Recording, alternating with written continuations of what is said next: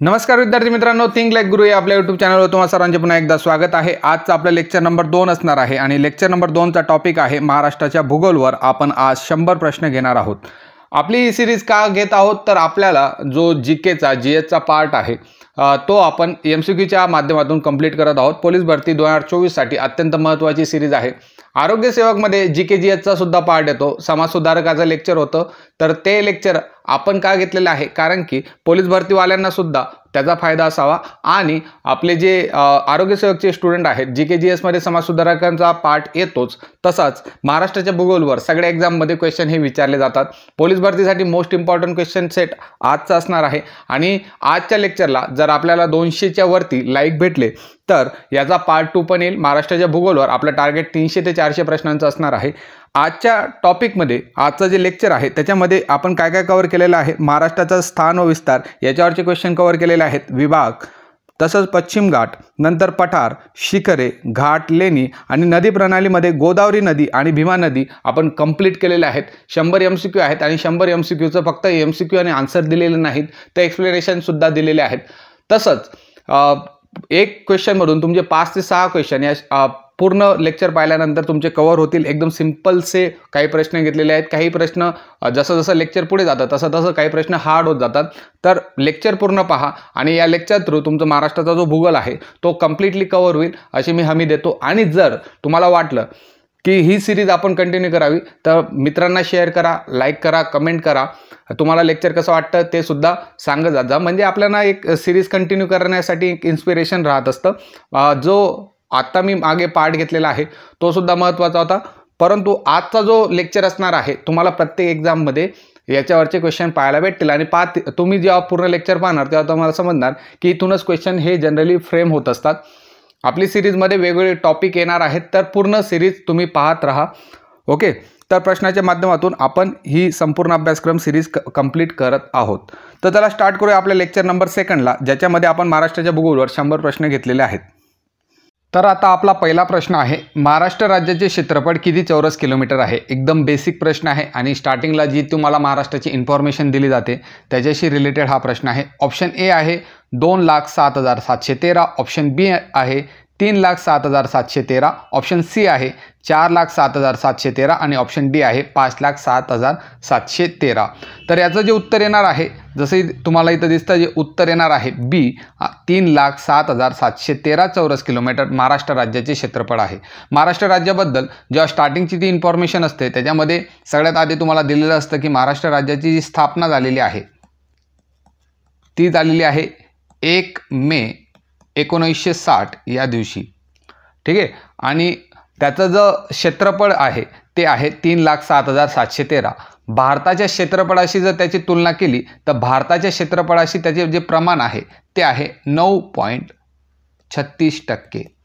Okay, तर या एका प्रश्नामध्ये तुमचे हे पॉईंट कव्हर झालेले आहेत। पहिली स्थापना कधी झालेली महाराष्ट्राची 1 मे 1960, भारताच्या क्षेत्रफळाशी प्रमाण त्याचं आहे 9.36% आणि किती चौरस किलोमीटर आहे असा प्रश्न जर विचारला तर 3,07,713 चौरस किलोमीटर भारताच्या महाराष्ट्राचं क्षेत्रफळ आहे।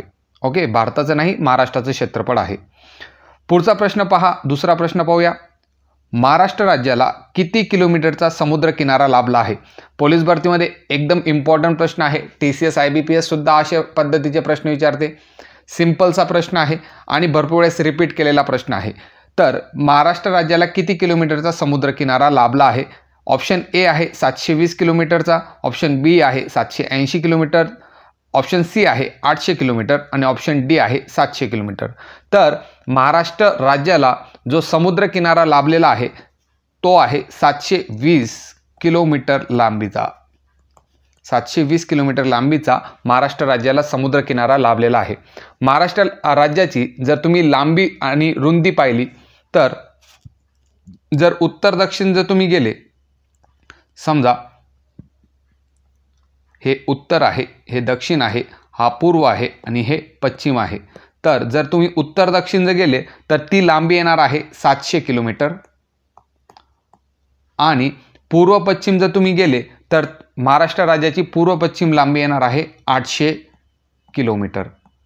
तर या एका प्रश्नामध्ये हे 3 पॉईंट तुम्हाला लक्षात ठेवायचे आहेत. किती किलोमीटरचा समुद्रकिनारा लाभलेला आहे, तर तो 720 किलोमीटरचा लाभलेला आहे. पूर्व पश्चिम लांबी किती आहे, 800 किलोमीटर ही पूर्व पश्चिम लांबी आहे.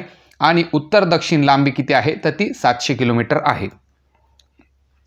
महाराष्ट्र राज्याचा जर तुम्ही आकार पाहिला तर महाराष्ट्र राज्याचा जो आकार असतो तो त्रिकोणाकृती येतो. ट्रायंग्युलर शेपमध्ये महाराष्ट्र राज्याचा हा आकार असतो.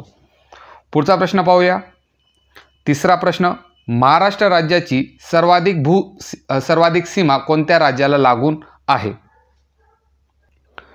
तर आपल्याला माहित आहे की महाराष्ट्र जे राज्य आहे ते भरपूर राज्यांना लागून आहेत. महाराष्ट्राला एकूण 6 राज्यांची सीमा लागलेली आहे. किती राज्यांची सीमा लागलेली आहे, 6 राज्यांची सीमा लागलेली आहे. आणि एक केंद्रशासित प्रदेशाची सीमा लागलेली आहे. एक केंद्रशासित प्रदेश आहे त्याची सीमा महाराष्ट्र राज्याला लागून आहे. तर हे जे 6 राज्य आहेत त्याच्यापैकी सर्वाधिक सीमा कोणत्या राज्याला लागून आहे असा जर प्रश्न विचारला त्याचे ऑप्शन पहा. ए ऑप्शन आहे गोवा, बी ऑप्शन आहे मध्य प्रदेश, ऑप्शन सी आहे कर्नाटक आणि ऑप्शन डी आहे तेलंगणा. तर सर्वाधिक जी सीमा लागून आहे ती आहे, त्याचं उत्तर येणार आहे मध्य प्रदेश. ओके. तर महाराष्ट्राचे 20 जिल्हे जे आहेत ते या सर्व राज्यांना लागून आहेत. टोटल किती जिल्हे आहेत, 20 जिल्हे वेगवेगळ्या राज्यांना सीमा या शेअर करत असतात. त्याबद्दल मी पुढे तुम्हाला सांगतोच. जर तुम्हाला असा प्रश्न विचारला की महाराष्ट्र राज्याची सर्वात कमी सीमा कोणत्या राज्याला लागून आहे तर त्याचं उत्तर येणार आहे गोवा. आणि सर्वाधिक जर विचारलं तर त्याचं उत्तर येणार आहे मध्य प्रदेश. पुढचा प्रश्न पाहूया.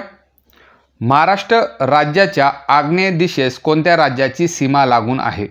आता तुम्ही जेव्हा आपण पुस्तक वाचतात तेव्हा तुम्हाला एक गोष्ट दिलेली असते, त्याच्यामध्ये अशा पद्धतीने डायरेक्शन आहे, कोणत्या दिशेला कोणते राज्य आहे अशा टाईपचे जे प्रश्न असतात ते भरपूर वेळेस रिपीटेड विचारलेले असतात.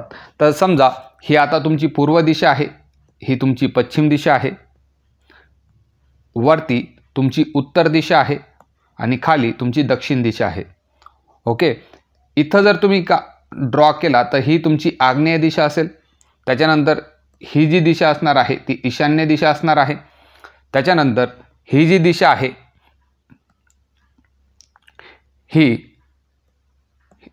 ही तुमची नैऋत्य दिशा असणार आहे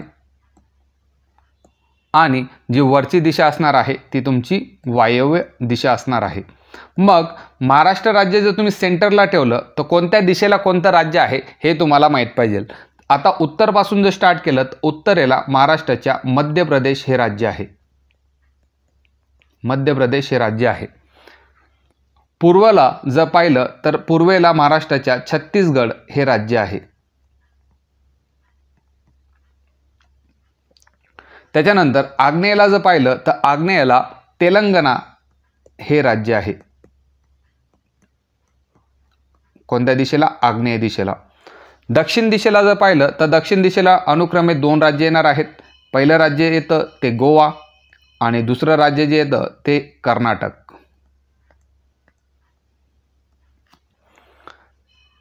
नंतर तुम्ही जर वायव्येला गेले तर वायव्येला गुजरात हे राज्य येणार आहे, गुजरात. तसंच दादरा नगर हवेली हे सुद्धा येणार आहे. दादरा नगर हवेली हे सुद्धा वायव्येला येणार आहे. आता आपल्याला प्रश्नामध्ये काय विचारलेलं आहे, आपल्याला विचारलेलं आहे की आग्नेय दिशेस कोणत्या राज्याची सीमा लागून आहे. तर आग्नेय दिशेत जर पाहिली तर आग्नेय दिशा जी आहे तिथं आपल्याला तेलंगणा हे राज्य पाहायला भेटते. तर उत्तर येणार आहे तुमचं तेलंगणा हे राज्य. 5वा प्रश्न पाहूया. महाराष्ट्र राज्याच्या वायव्येला कोणते राज्य स्थित आहे. आता आपण जो मॅप ड्रॉ केलेला आहे त्याच्यामध्ये ही वायव्य दिशा आहे आणि वायव्य दिशेला तुम्हाला गुजरात हे राज्य पाहायला भेटते. तर तुमचं जे उत्तर येणार आहे ते येणार आहे गुजरात. कर्नाटक राज्य जर विचारलं की कर्नाटक राज्य कोणत्या दिशेला आहे तर कर्नाटक राज्य हे तुमच्या दक्षिण दिशेला असणार आहे. तेलंगणा, आत्ता आपण वरती प्रश्न पाहिला, तेलंगणा हे राज्य आग्नेय दिशेस असणार आहे. छत्तीसगड हे राज्य पूर्व दिशेला असणार आहे आणि आपल्याला प्रश्नामध्ये वायव्य दिशा विचारलेली आहे तर गुजरात हे वायव्येला असणार आहे. पुढचा प्रश्न पाहूया. 6वा प्रश्न आहे, सिंधुदुर्ग जिल्ह्याची निर्मिती कधी झाली होती? तर महाराष्ट्राचा इतिहास जेव्हा तुम्ही शिकत असतात तेव्हा विभाग हे तुमचं प्रकरण दुसरं असणार आहे आणि या विभागामध्ये आपण महाराष्ट्राच्या निर्मितीच्या वेळेस म्हणजे 1 मे 1960 रोजी किती जिल्हे होते आणि आता सध्या महाराष्ट्रात किती जिल्हे आहेत त्याबद्दल आपण अभ्यास करत असतो. तर या अभ्यासामध्ये जेव्हा महाराष्ट्र निर्मिती झाली तेव्हा महाराष्ट्रात 26 जिल्हे होते. त्याच्यानंतर आता टोटल 36 जिल्हे आहेत. तर हे 26 चे 36 जिल्हे कसे झाले? तर एका जिल्ह्याला विभाजित करून नवीन जिल्हा तयार करण्यात आला होता. सर्वात आधी 1 मे 1981 रोजी रत्नागिरी हा जो जिल्हा होता या जिल्ह्याला विभाजित करून रत्नागिरी जिल्हा पासून बनलेला होता तो सिंधुदुर्ग हा जिल्हा.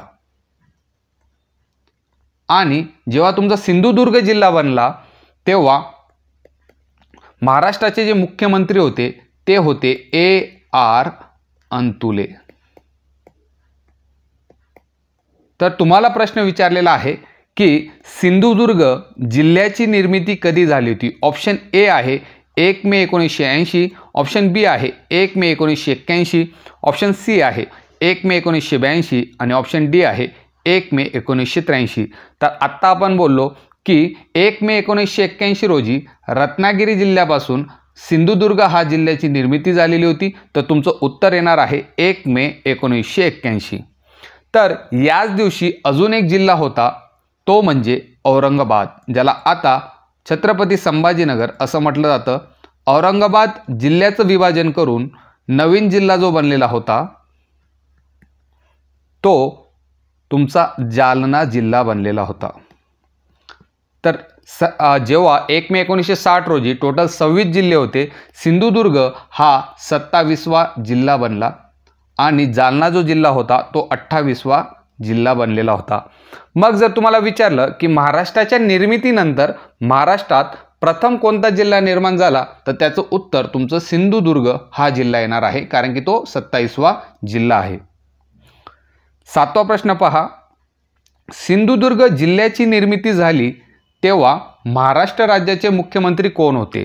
सिंपल प्रश्न आहे. आत्ताच आपण बोललो की 1 मे 1981 या दिवशी रत्नागिरी जिल्ह्यापासून सिंधुदुर्ग जिल्हा बनला होता आणि तेव्हा मुख्यमंत्री जे होते ते A.R. अंतुले होते. ऑप्शन पाहूया. ऑप्शन ए आहे A.R. अंतुले. बाकीचं पाहण्याची गरज नाही, उत्तर तुमचं येणार आहे A.R. अंतुले.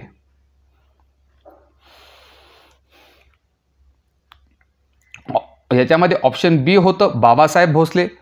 ओके, तर बाबासाहेब भोसले जे ऑप्शन मी घेतलेलं आहे ते म्हणजे पुढचे जे जिल्हे होते जेव्हा विभाजित झाले होते तेव्हा मुख्यमंत्री जे होते ते बाबासाहेब भोसले होते.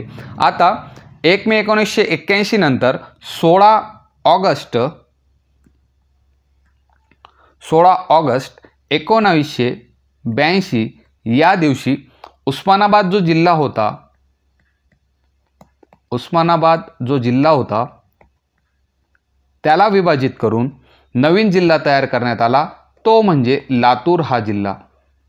आणि जेव्हा हे विभाजन झालं होतं तेव्हा मुख्यमंत्री जे होते ते होते बाबासाहेब भोसले.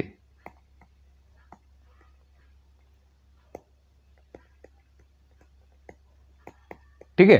नंतर परत 10 दिवसानंतर 16 ऑगस्ट 1982 नंतर 10 दिवस झाले, ती म्हणजे तारीख होती 26 ऑगस्ट 1982 आणि 26 ऑगस्ट 1982 या दिवशी चंद्रपूर जो जिल्हा होता त्याचं सुद्धा विभाजन करण्यात आलं आणि चंद्रपूर जिल्ह्यापासून नवीन जो जिल्हा निर्माण झाला होता तो होता गडचिरोली हा जिल्हा.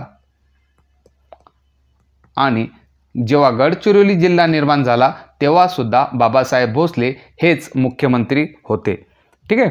तर बाबासाहेब भोसले यांच्याबद्दल मी रेफरन्स सांगितला की जे तुमचा 29वा आणि जो 30वा जिल्हा होता तो बाबासाहेब भोसले यांच्या कारकिर्दीत बनलेला होता.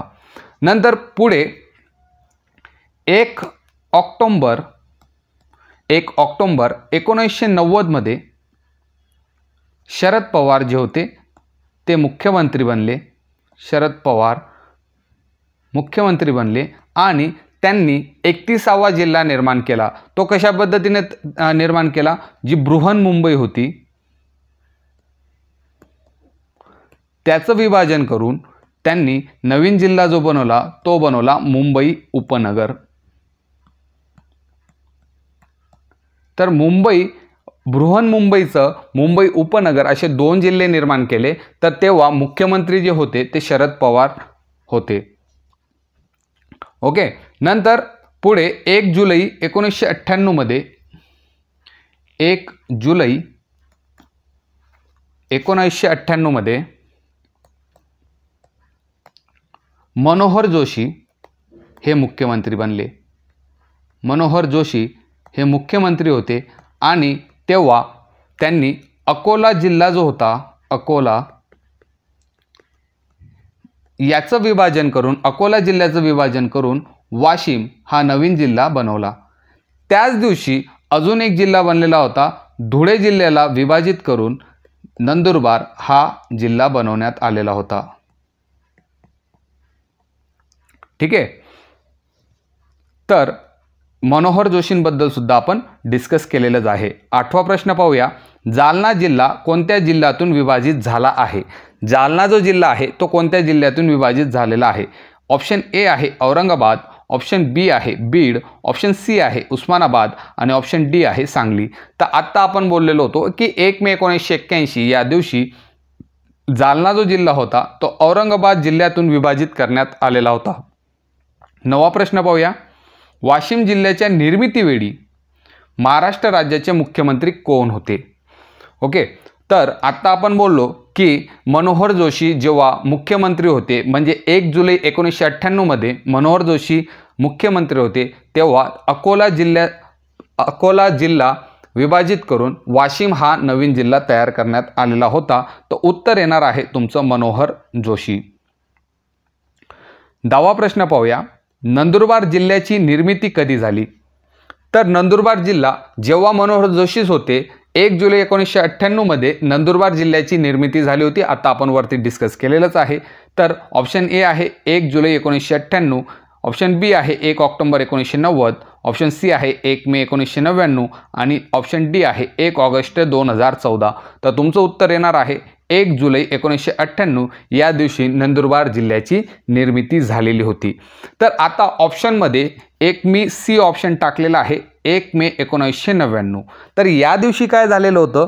तर या टाईम पिरियडमध्ये नारायण राणे हे मुख्यमंत्री असताना त्यांनी सुद्धा काही जिल्हे विभाजित केलेले होते. त्यांनी पहिला जो जिल्हा विभाजित केला तो होता परभणी जिल्हा. परभणी जिल्हा विभाजित होऊन नवीन जिल्हा निर्माण झाला. तो जिल्हा होता हिंगोली हा जिल्हा. तसंच दुसरा जो जिल्हा होता जो विभाजित करण्यात आलेला होता तो होता भंडारा हा जिल्हा. भंडारा जिल्ह्याला विभाजित करून नवीन जिल्हा निर्माण करण्यात आला, तो म्हणजे तुमचा गोंदिया हा जिल्हा. ठीक आहे. तर त्यावेळेस मुख्यमंत्री होते नारायण राणे आणि शेवटची जी तारीख आहे ती आहे 1 ऑगस्ट 2014. या दिवशी मुख्यमंत्री पृथ्वीराज चव्हाण यांनी काय केलं? यांनी ठाणे हा जिल्हा विभाजित केला आणि नवीन जिल्हा निर्माण झालेला आहे, तो म्हणजे पालघर हा जिल्हा. ठीक आहे. तर आता जो विभाग होता, कोणता जिल्हा विभाजित करून कोणता नवीन जिल्हा बनतो, अशा टाईपचे प्रश्न हे तुमच्या पोलीस भरतीमध्ये किंवा अदर सरळ सेवामध्ये विचारले जातात. तर आपण संपूर्ण हा जो पार्ट होता तो कव्हर केलेला आहे. 11वा प्रश्न पाहून घेऊया. महाराष्ट्रातील कोणत्या प्रशासकीय विभागात सर्वात जास्त तालुके आहेत?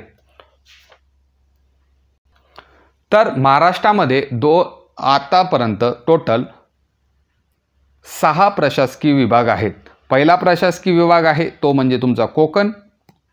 दुसरा प्रशासकीय विभाग आपण नाशिक घेऊया. त्याच्यानंतर तिसरा प्रशासकीय विभाग आहे अमरावती. त्याच्यानंतर पुणे, नागपूर, आणि औरंगाबाद, ज्याला आता छत्रपती संभाजीनगर असं म्हटलं जातं. ठीक आहे. तर आता सध्या एवढे 6 प्रशासकीय विभाग आहेत. आपल्याला प्रश्नात विचारलेला आहे की सर्वात जास्त तालुके कोणत्या प्रशासकीय विभागात आहेत. तर सर्वात जास्त तालुके औरंगाबाद, छत्रपती संभाजीनगर या प्रशासकीय विभागात आहेत. टोटल औरंगाबाद विभागात 76 तालुके आहेत. आणि सर्वात कमी जर विचारलं तर ते कोकणमध्ये आहेत 47. ठीक आहे. आता वाढले असतील. नंतर 12वा प्रश्न पहा, महाराष्ट्रातील कोणत्या प्रशासकीय विभागाचे क्षेत्रफळ सर्वात जास्त आहे. जर तुम्हाला क्षेत्रफळाच्या दृष्टीने सर्वात मोठा प्रशासकीय विभाग जर विचारला तर तो पुन्हा औरंगाबादच प्रशासकीय विभाग येणार आहे. 61,813 चौरस किलोमीटर याचं क्षेत्रफळ आहे. सर्वात छोटा जर विचारला तर तो पुन्हा कोकण येणार आहे. आता आपल्याला प्रश्नामध्ये सर्वात जास्त क्षेत्रफळ असणारा प्रशासकीय विभाग विचारलेला आहे, म्हणून उत्तर जे येणार आहे औरंगाबाद येणार आहे, ज्याला आपण छत्रपती संभाजीनगर म्हणतो. 13वा प्रश्न पाहूया, कोकण प्रशासकीय विभागात किती जिल्हे आहेत. तर आपल्याला विचारलेलं आहे की कोकण प्रशासकीय विभागात किती जिल्हे आहेत. ऑप्शन ए आहे 7, ऑप्शन बी आहे 8, ऑप्शन सी आहे 5 आणि ऑप्शन डी 6. तर याचं जे उत्तर येणार आहे ते येणार आहे ऑप्शन ए. कोकण प्रशासकीय विभागात टोटल 7 जिल्हे आहेत. तर ते 7 जिल्हे कोणते ते आपण पाहून घेऊया. पहिला जो जिल्हा आहे तो आहे तुमचा ठाणे, दुसरा आहे तुमचा पालघर, तिसरा आहे मुंबई उपनगर, चौथा आहे मुंबई शहर, 5वा आहे रायगड, 6वा आहे रत्नागिरी आणि 7वा आहे सिंधुदुर्ग. तर हे जे जिल्हे आहेत ते कोकण प्रशासकीय विभागात येत असतात.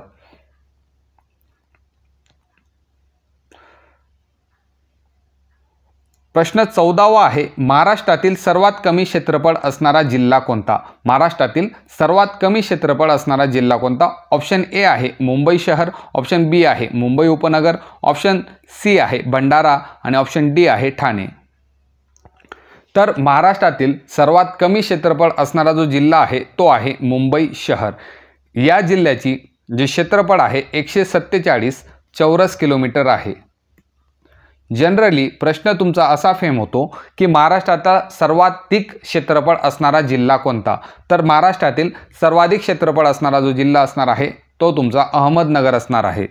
17,048 चौरस किलोमीटर याचं क्षेत्रफळ आहे. अहमदनगर नंतर दुसरा नंबर येतो तो पुण्याचा येतो. पुण्याचा जे क्षेत्रफळ आहे 15,643 चौरस किलोमीटर आहे. पुण्यानंतर 3 नंबरला नाशिक येतो. नाशिकचं जे क्षेत्रफळ आहे 15,530 चौरस किलोमीटर आहे.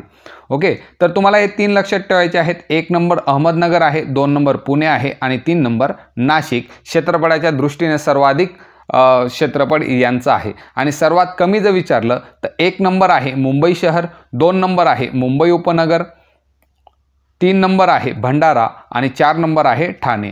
या गोष्टी तुम्हाला लक्षात ठेवायच्या आहेत. कसाही उलटा सुलटा याच्यामध्ये प्रश्न येऊ शकतो.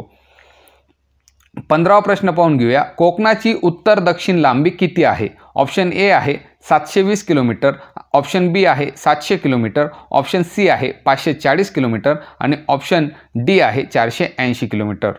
तर याचं जे उत्तर येणार आहे ते 540 किलोमीटर कोकणाची उत्तर दक्षिण लांबी आहे.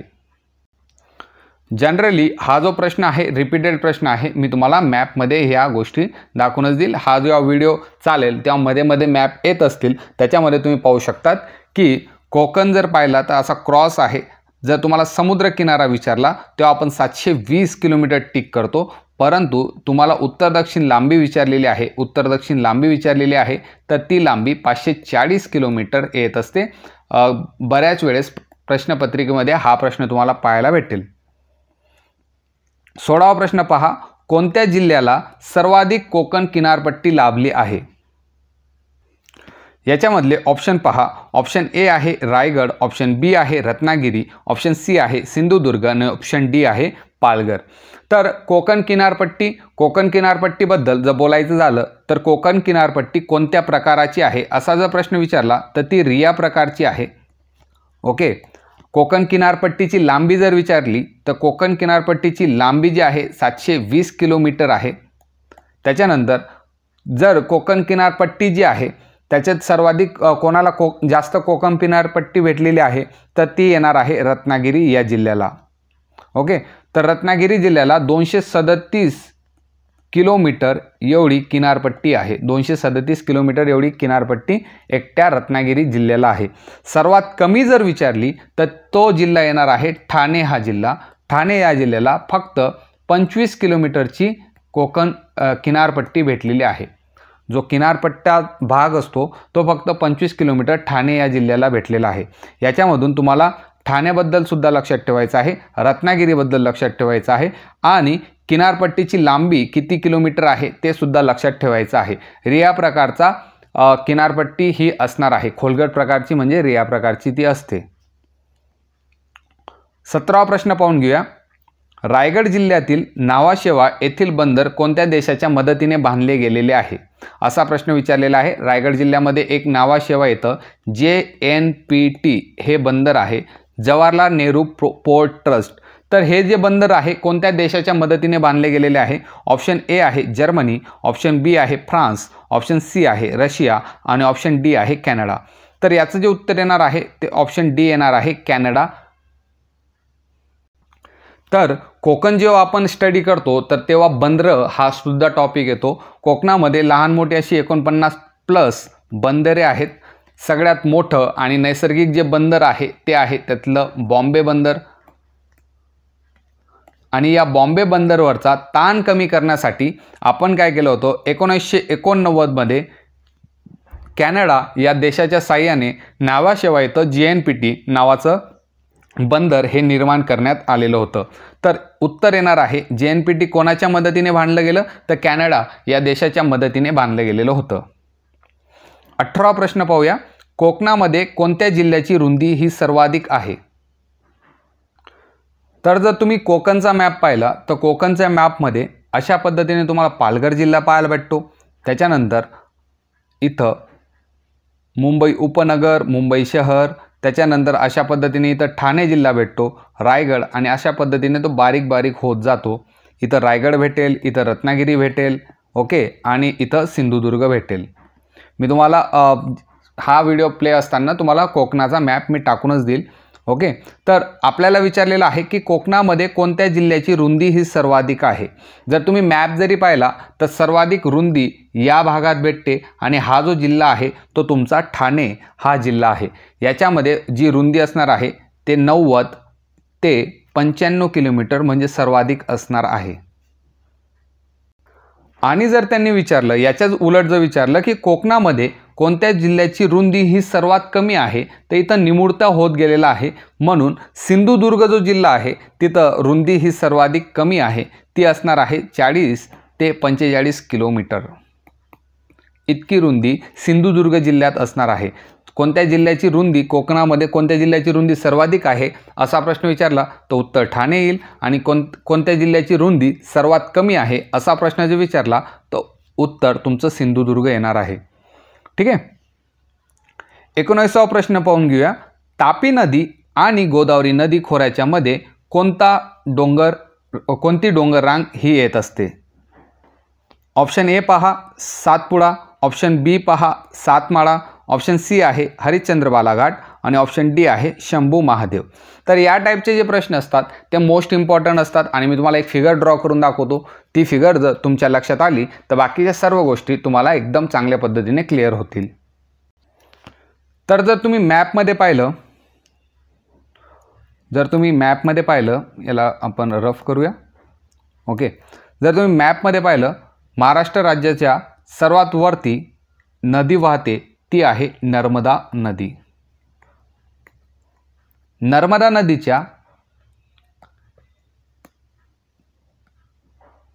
नदीच्या एक्झॅक्ट बाजूला तुम्हाला एक डोंगर रांग पाहायला भेटते. ती आहे सातपुडा डोंगर रांग. सातपुडाच्या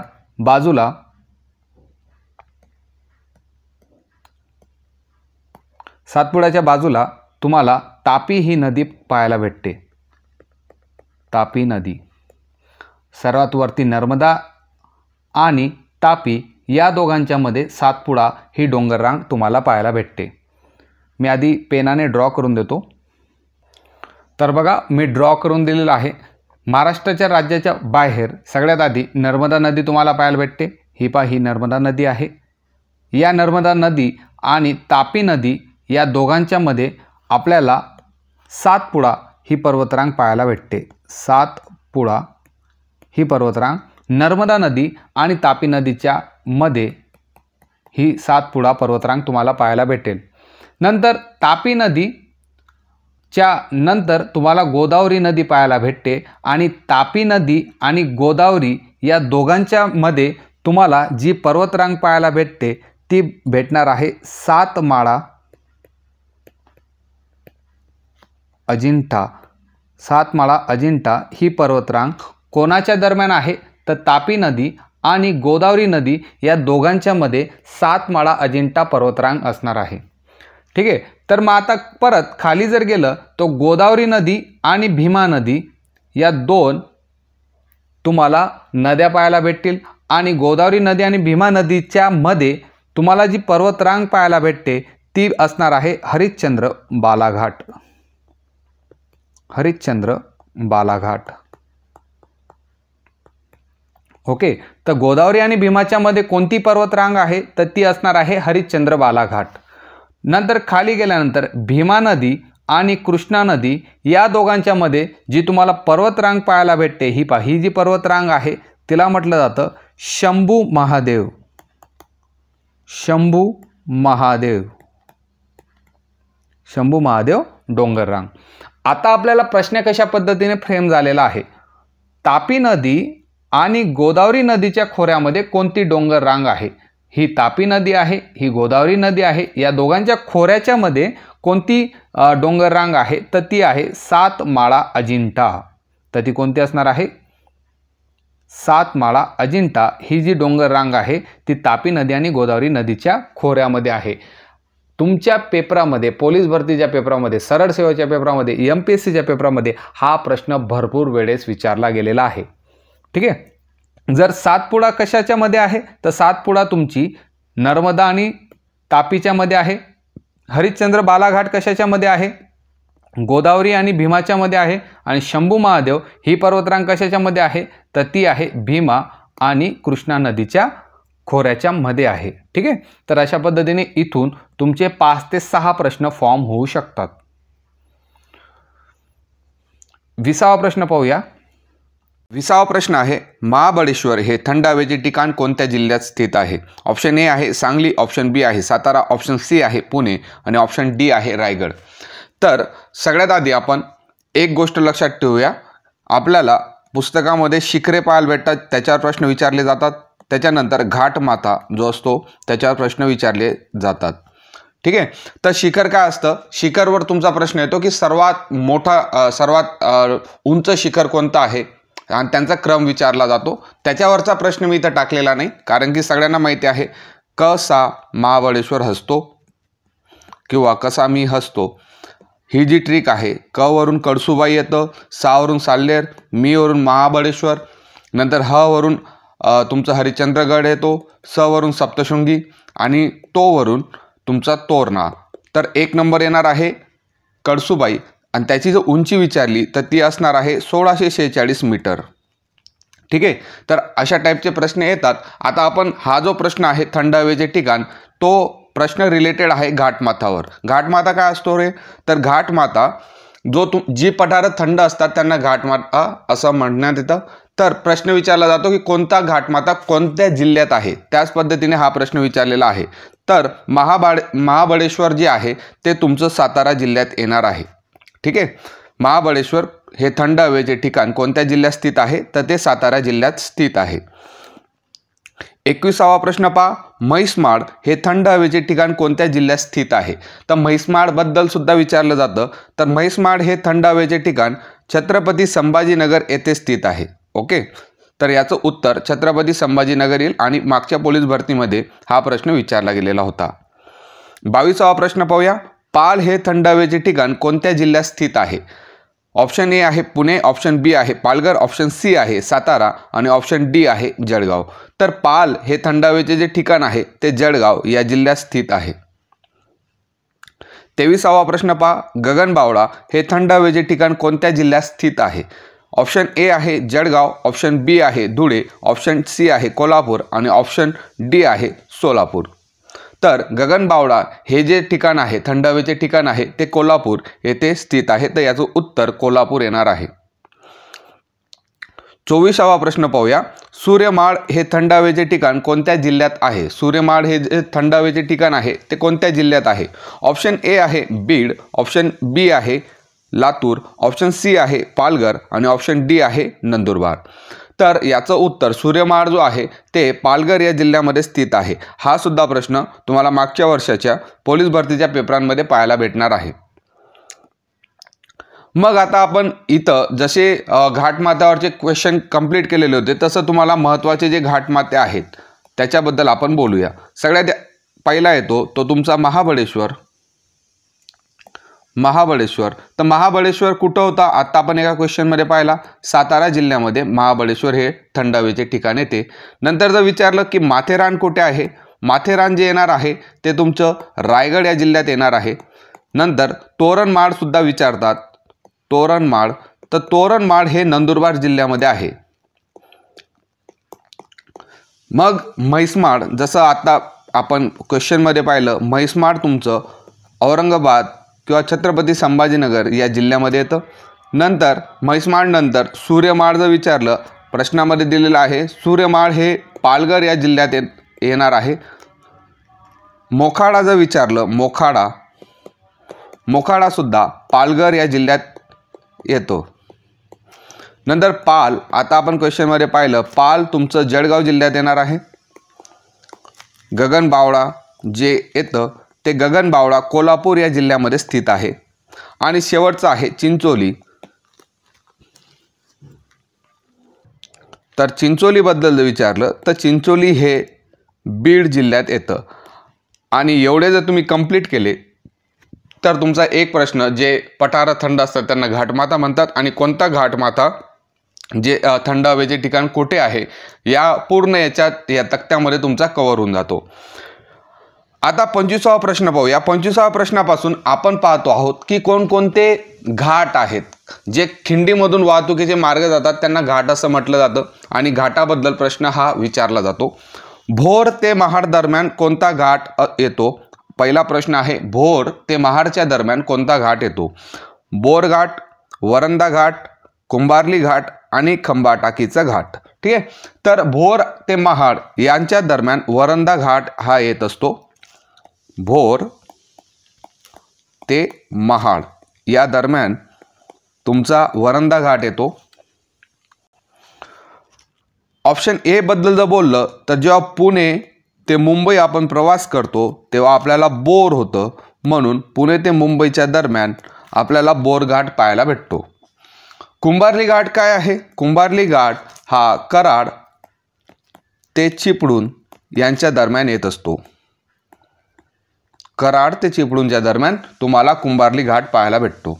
आता शेवटचा आहे खंबाटकीचा घाट, हा आहे पुणे ते सातारा यांच्या दरम्यान खंबाटकीचा घाट येत असतो। हे जे 4 ऑप्शन आहेत या 4 ऑप्शनचे एखादा घाट तुम्हाला पेपरामध्ये पाहायला भेटेल।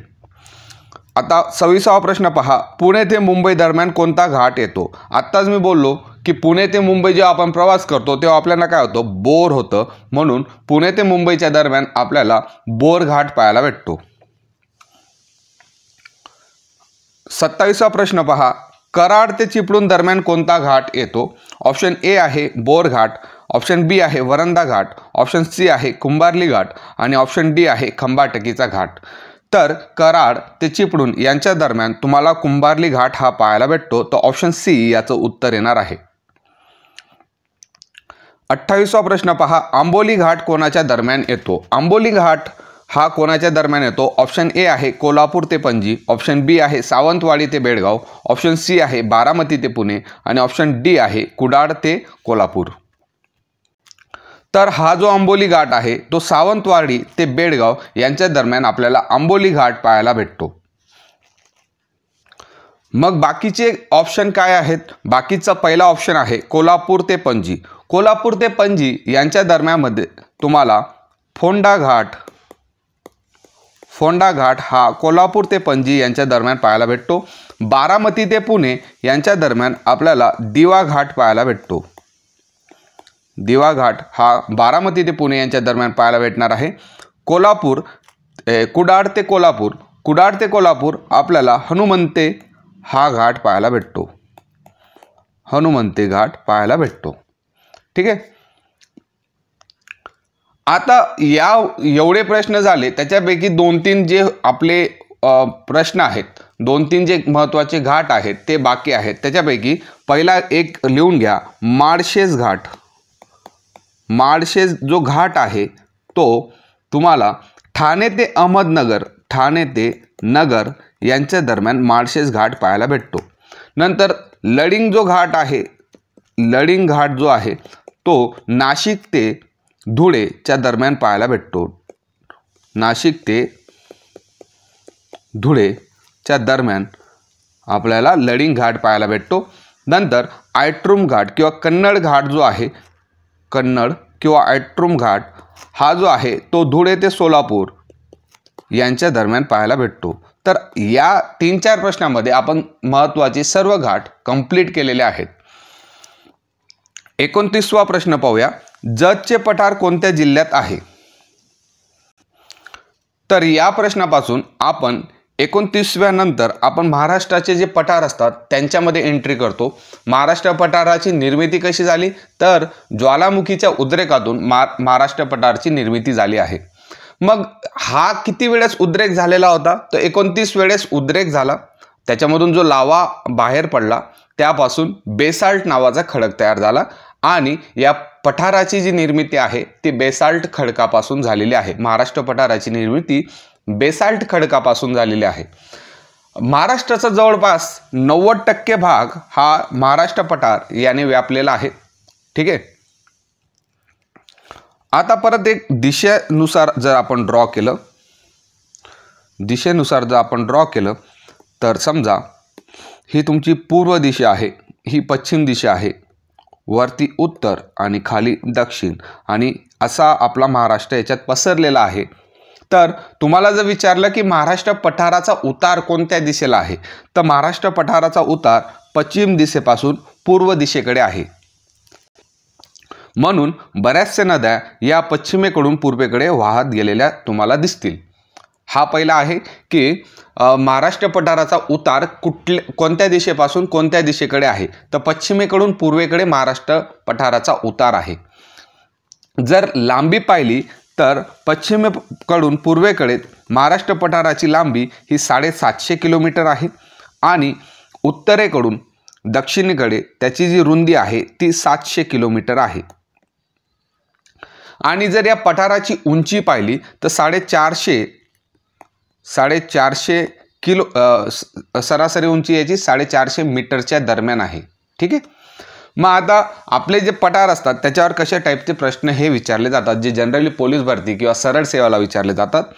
जतचे पठार कोणत्या जिल्ह्यात आहे हा तुमचा पहिला प्रश्न आहे. ऑप्शन ए आहे सातारा, ऑप्शन बी आहे पुणे, ऑप्शन सी आहे सांगली आणि ऑप्शन डी आहे अमरावती. तर जतचे जे पठार आहे ते सांगली या जिल्ह्यात आहे. सांगली या जिल्ह्यात जतचे पठार आहे. साताराबद्दल जर बोलायचं झालं तर साताऱ्याबद्दल तुम्हाला पहिला जो पठार पाहायला भेटतो तो कासचे पठार जे आहे ते सातारा जिल्ह्यात आहे. तसंच पाचगणी ज्याला टेबल लँड असं म्हटलं जातं, तर पाचगणी जे पठार आहे ते सुद्धा सातारा जिल्ह्यातच आहे. पुण्यामध्ये कोणतं पठार आहे, तर पुण्यामध्ये सासवडचं पठार आहे. सासवडचं पठार हे पुण्यामध्ये आहे.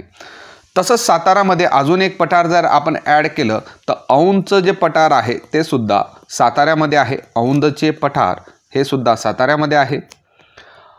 आता अमरावतीमध्ये तुम्हाला पाहायला भेटेल जो गाविलगड पठार आहे ते अमरावतीमध्ये आहे. गाविलगड पठार हे अमरावतीमध्ये आहे. मग आपल्याला जतचं पठार विचारलेलं आहे, तर जतचं पठार सांगलीमध्ये इथं आपण मेन्शन केलेलंच आहे. 3वा प्रश्न पहा, खानापूरचे पठार कोणत्या जिल्ह्यात आहे? तर खानापूरचे जे पठार आहे ते सांगली या जिल्ह्यात आहे। सांगलीमध्ये 2 पठार येणार आहेत, एक खानापूरचं आणि एक जतचं पठार, 2 पठार सांगलीमध्ये येणार आहेत। साताऱ्यामध्ये मी तुम्हाला 3 सांगितले। पहिलं होतं काचचं पठार, दुसरं होतं पाचगणी आणि तिसरं होतं औंधचं पठार। ठीक आहे। परत 31वा प्रश्न आहे, कास पठार कोणत्या जिल्ह्यात आहे? आता आपण बोललो की कासचं जे पठार आहे ते सातारा या जिल्ह्यात येणार आहे। 32वा पहा, औंधचे पठार कोणत्या जिल्ह्यात आहे? तर औंधचे पठार सुद्धा तुमचे सातारा या जिल्ह्यात येणार आहे।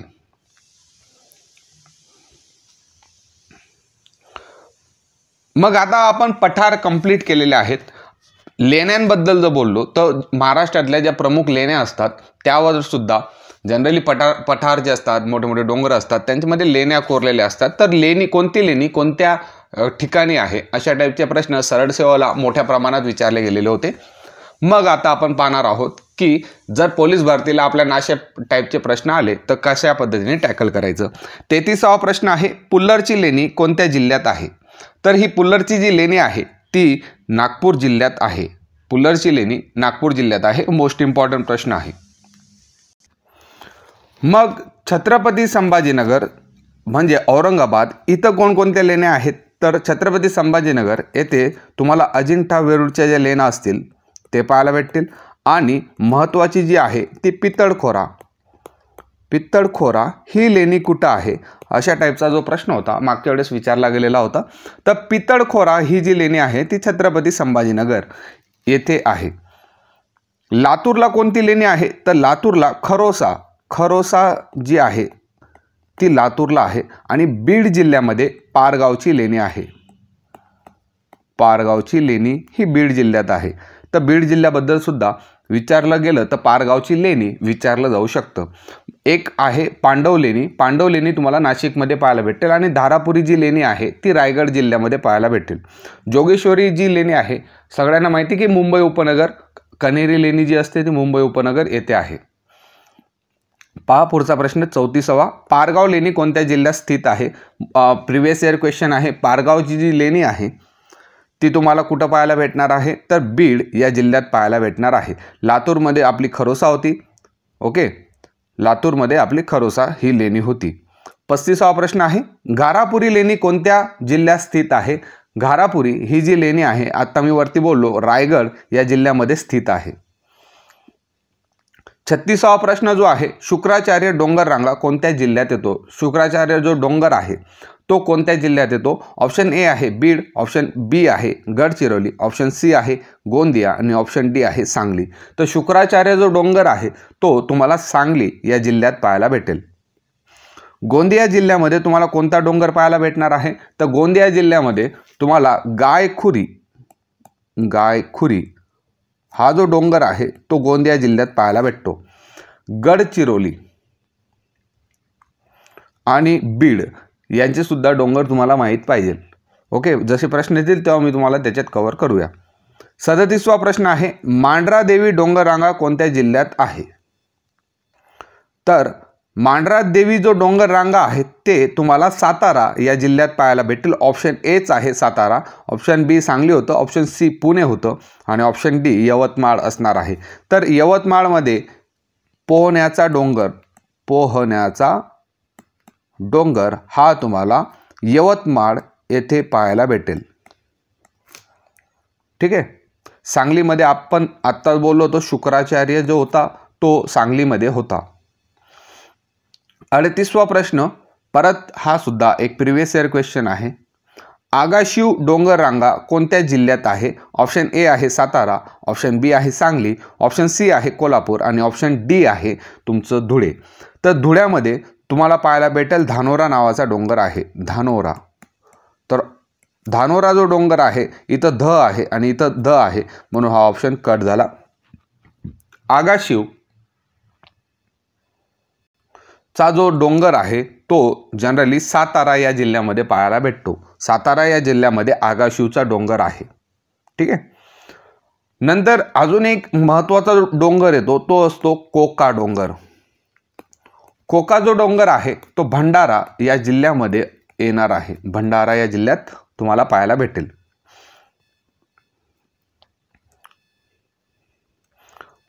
आता 39व्या प्रश्नापासून आपण स्टार्ट करणार आहोत की जे धबधबे आहेत, कोणता धबधबा कोणत्या जिल्ह्यात आहे, अशा टाईपचे प्रश्न आपण स्टार्ट केलेले आहेत.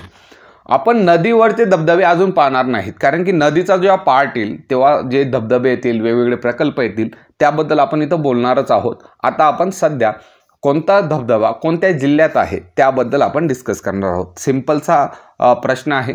धबधब्यांवर प्रश्न विचारले जातात, तर प्रश्नांच्या स्वरूपात तुमची कन्सेप्च्युअल क्लॅरिटी जी आहे ते आपल्याला चेक करायची आहे. भूगोलवर जर तुम्हाला एकदम टॉपिक वाईज जर लेक्चर लागत असतील तर तसं मला कमेंट करा. तसं कमेंट केल्यानंतर मी तुम्हाला भूगोलची एक प्रॉपर सिरीज जे 7-8 लेक्चरमध्ये तुमचं संपूर्ण भूगोल कव्हर होऊन जाईल, जे परीक्षेपुरता इम्पॉर्टंट आहे. ओके, जेवढं परीक्षेपुरता इम्पॉर्टंट असेल तेवढं मी तुम्हाला मटेरियल प्रोव्हाइड करून देईल आणि त्याच्या हिशोबाने तुम्ही अभ्यास करू शकतात. तर पहिला ऑप्शन आहे ठोसेघर धबधबा कोणत्या जिल्ह्यात आहे, आपला पहिला प्रश्न आहे. ऑप्शन ए आहे सातारा, ऑप्शन बी आहे सांगली, ऑप्शन सी आहे रत्नागिरी आणि ऑप्शन डी आहे अहमदनगर. तर सातारा या जिल्ह्यामध्ये ठोसेघर हा जो धबधबा आहे तो सातारा या जिल्ह्यात आहे.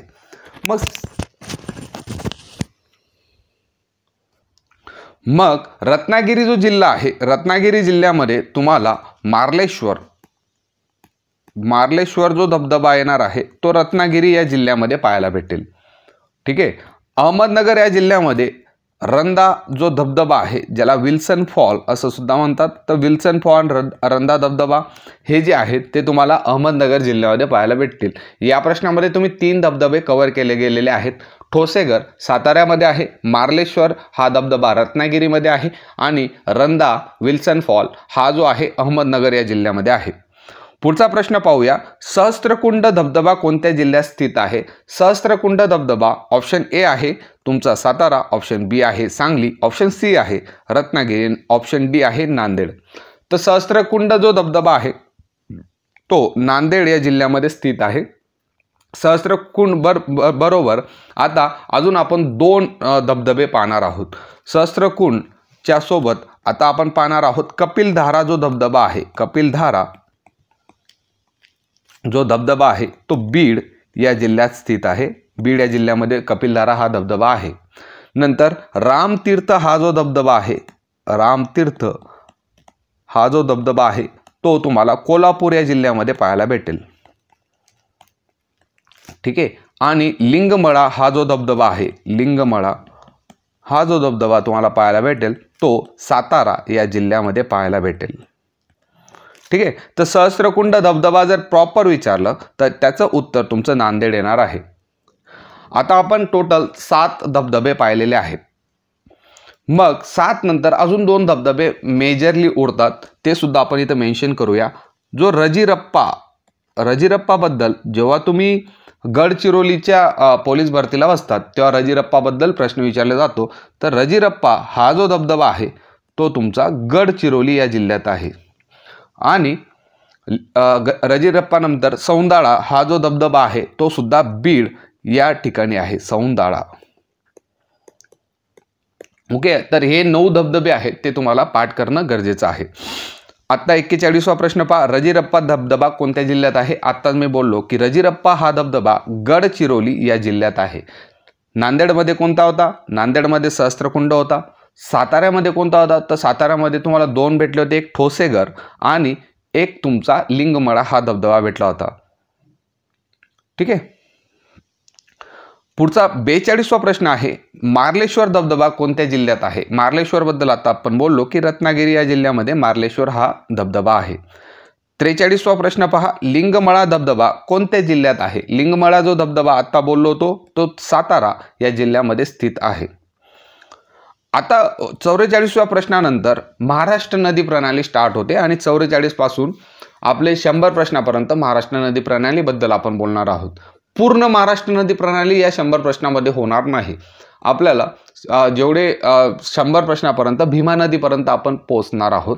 त्याच्यानंतर सेकंड लेक्चर येईल. सेकंड लेक्चरमध्ये जी नदी आहे, भीमा नदीच्या पुढच्या ज्या नद्या आहेत आणि लास्टचा जो पार्ट आहे तो आपण कव्हर करणार आहोत. या लेक्चरमध्ये टाइम लिमिट असल्यामुळे आपण महाराष्ट्र नदी प्रणाली भीमा नदीपर्यंत पोहोचलेलो आहोत. ठीक आहे. तर आता आपण पठारमध्ये पाहिलेलं होतं की पठार जो महाराष्ट्र पठार आहे त्याचा उतार जो आहे तो तुमचा पश्चिमेकडून पूर्वेकडे आहे.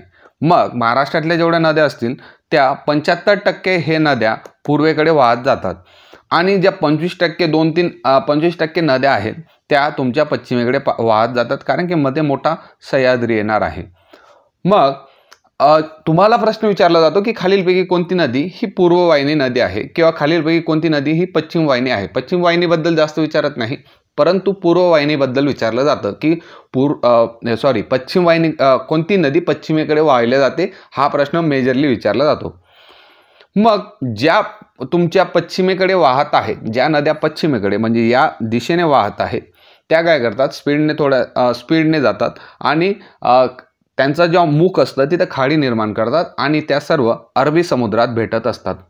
तर ह्या ज्या पश्चिम वाहिनी नद्या आहेत त्या येणार आहेत तापी, पूर्णा आणि नर्मदा.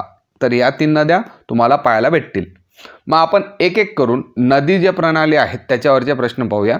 आणि जेव्हा तुम्ही नदी प्रणालीचा अभ्यास करतात तेव्हा सगळ्यात आधी स्टार्टिंगलाच तुम्हाला महत्त्वाची एक नदी लागते. ती नदी तुम्हाला भेटणार आहे गोदावरी. मग पहिला प्रश्न आहे, गोदावरी नदीच्या खोऱ्याने महाराष्ट्र राज्याचा किती टक्के भाग व्यापला आहे? मोस्ट इम्पॉर्टंट प्रश्न आहे, IBPS TCSचा आवडता प्रश्न, पोलीस भरतीचा सगळ्यात जास्त आवडता प्रश्न. तर गोदावरी नदीच्या खोऱ्याने महाराष्ट्र राज्याचा किती टक्के भाग व्यापलेला आहे? तर ऑप्शन पहा, 23.6, 45.2, 49.5 आणि 56.3. तर उत्तर येणार आहे 49.5. 49.5 महाराष्ट्राचा जो भाग आहे तो गोदावरी नदीने व्यापलेला आहे. जर भारताबद्दल विचारलं तर भारताचा 10% भाग हा गोदावरी नदीने व्यापलेला आहे. तर इथं या प्रश्नासाठी उत्तर येणार आहे ऑप्शन सी, 49.5. 45 पहा, कोणत्या राज्यातून गोदावरी नदी वाहत नाही? असं कोणतं राज्य आहे ज्याच्यामधून गोदावरी नदी वाहत नाही? तर गोदावरी नदी मेजरली 3 राज्यामधून वाहते. जसं महाराष्ट्रात उगम झालेला आहे तर महाराष्ट्र पहिला येणार आहे, त्याच्यानंतर तेलंगणा या राज्यातून वाहते आणि ऑप्शन 30 आंध्र प्रदेश जो आहे या राज्यातून गोदावरी नदी ही वाहत असते. ऑप्शन पाहूया. आपल्याला विचारलेलं आहे की वाहत नाही तर महाराष्ट्रातून वाहते, तर हे ऑप्शन तुमचं कट होईल. तेलंगणामधून वाहते तर हे सुद्धा ऑप्शन तुमचं कट होईल. आंध्र प्रदेशमधून सुद्धा वाहते तर हे ऑप्शन तुमचं कट होईल. उत्तर येणार आहे तुमचं कर्नाटक. गोदावरी नदी 3 राज्यामधून वाहते, महाराष्ट्र, तेलंगणा आणि आंध्र प्रदेश. 46वा प्रश्न आहे, गोदावरी नदीची भारतातील लांबी किती किलोमीटर आहे? तर स्टॅटिक प्रश्न आहे. गोदावरी नदीची भारतातील जी लांबी आहे, ऑप्शन ए आहे 668 किलोमीटर, ऑप्शन बी आहे 1465 किलोमीटर, ऑप्शन सी आहे 1235 किलोमीटर आणि ऑप्शन डी आहे 1789 किलोमीटर. तर गोदावरी नदीची भारतातली जी लांबी येणार आहे ती तुमची 1465 किलोमीटर येणार आहे. संपूर्ण भारतामध्ये तिची जी लांबी आहे 1465 किलोमीटर आहे. नदीचा जर लांबीचा विचार जर तुम्ही केला तर भारतातील सर्वाधिक लांब नदीच्या यादीमध्ये 2ऱ्या क्रमांकावर तुमची गोदावरी नदी येणार आहे. ठीक आहे. आणि दक्षिण भारतामध्ये जर विचार केला तर दक्षिण भारतामध्ये प्रथम क्रमांकावर गोदावरी नदी आहे. भारतामध्ये तिची जी लांबी आहे 1465 किलोमीटर आहे आणि महाराष्ट्रामध्ये, फक्त महाराष्ट्रामध्ये, आत्ताच मी बोललो की गोदावरी नदी ही 3 राज्यामधून वाहते. फक्त महाराष्ट्रामधली जर लांबी जर विचारली तर महाराष्ट्रामधली लांबी जी आहे ती 668 किलोमीटर आहे.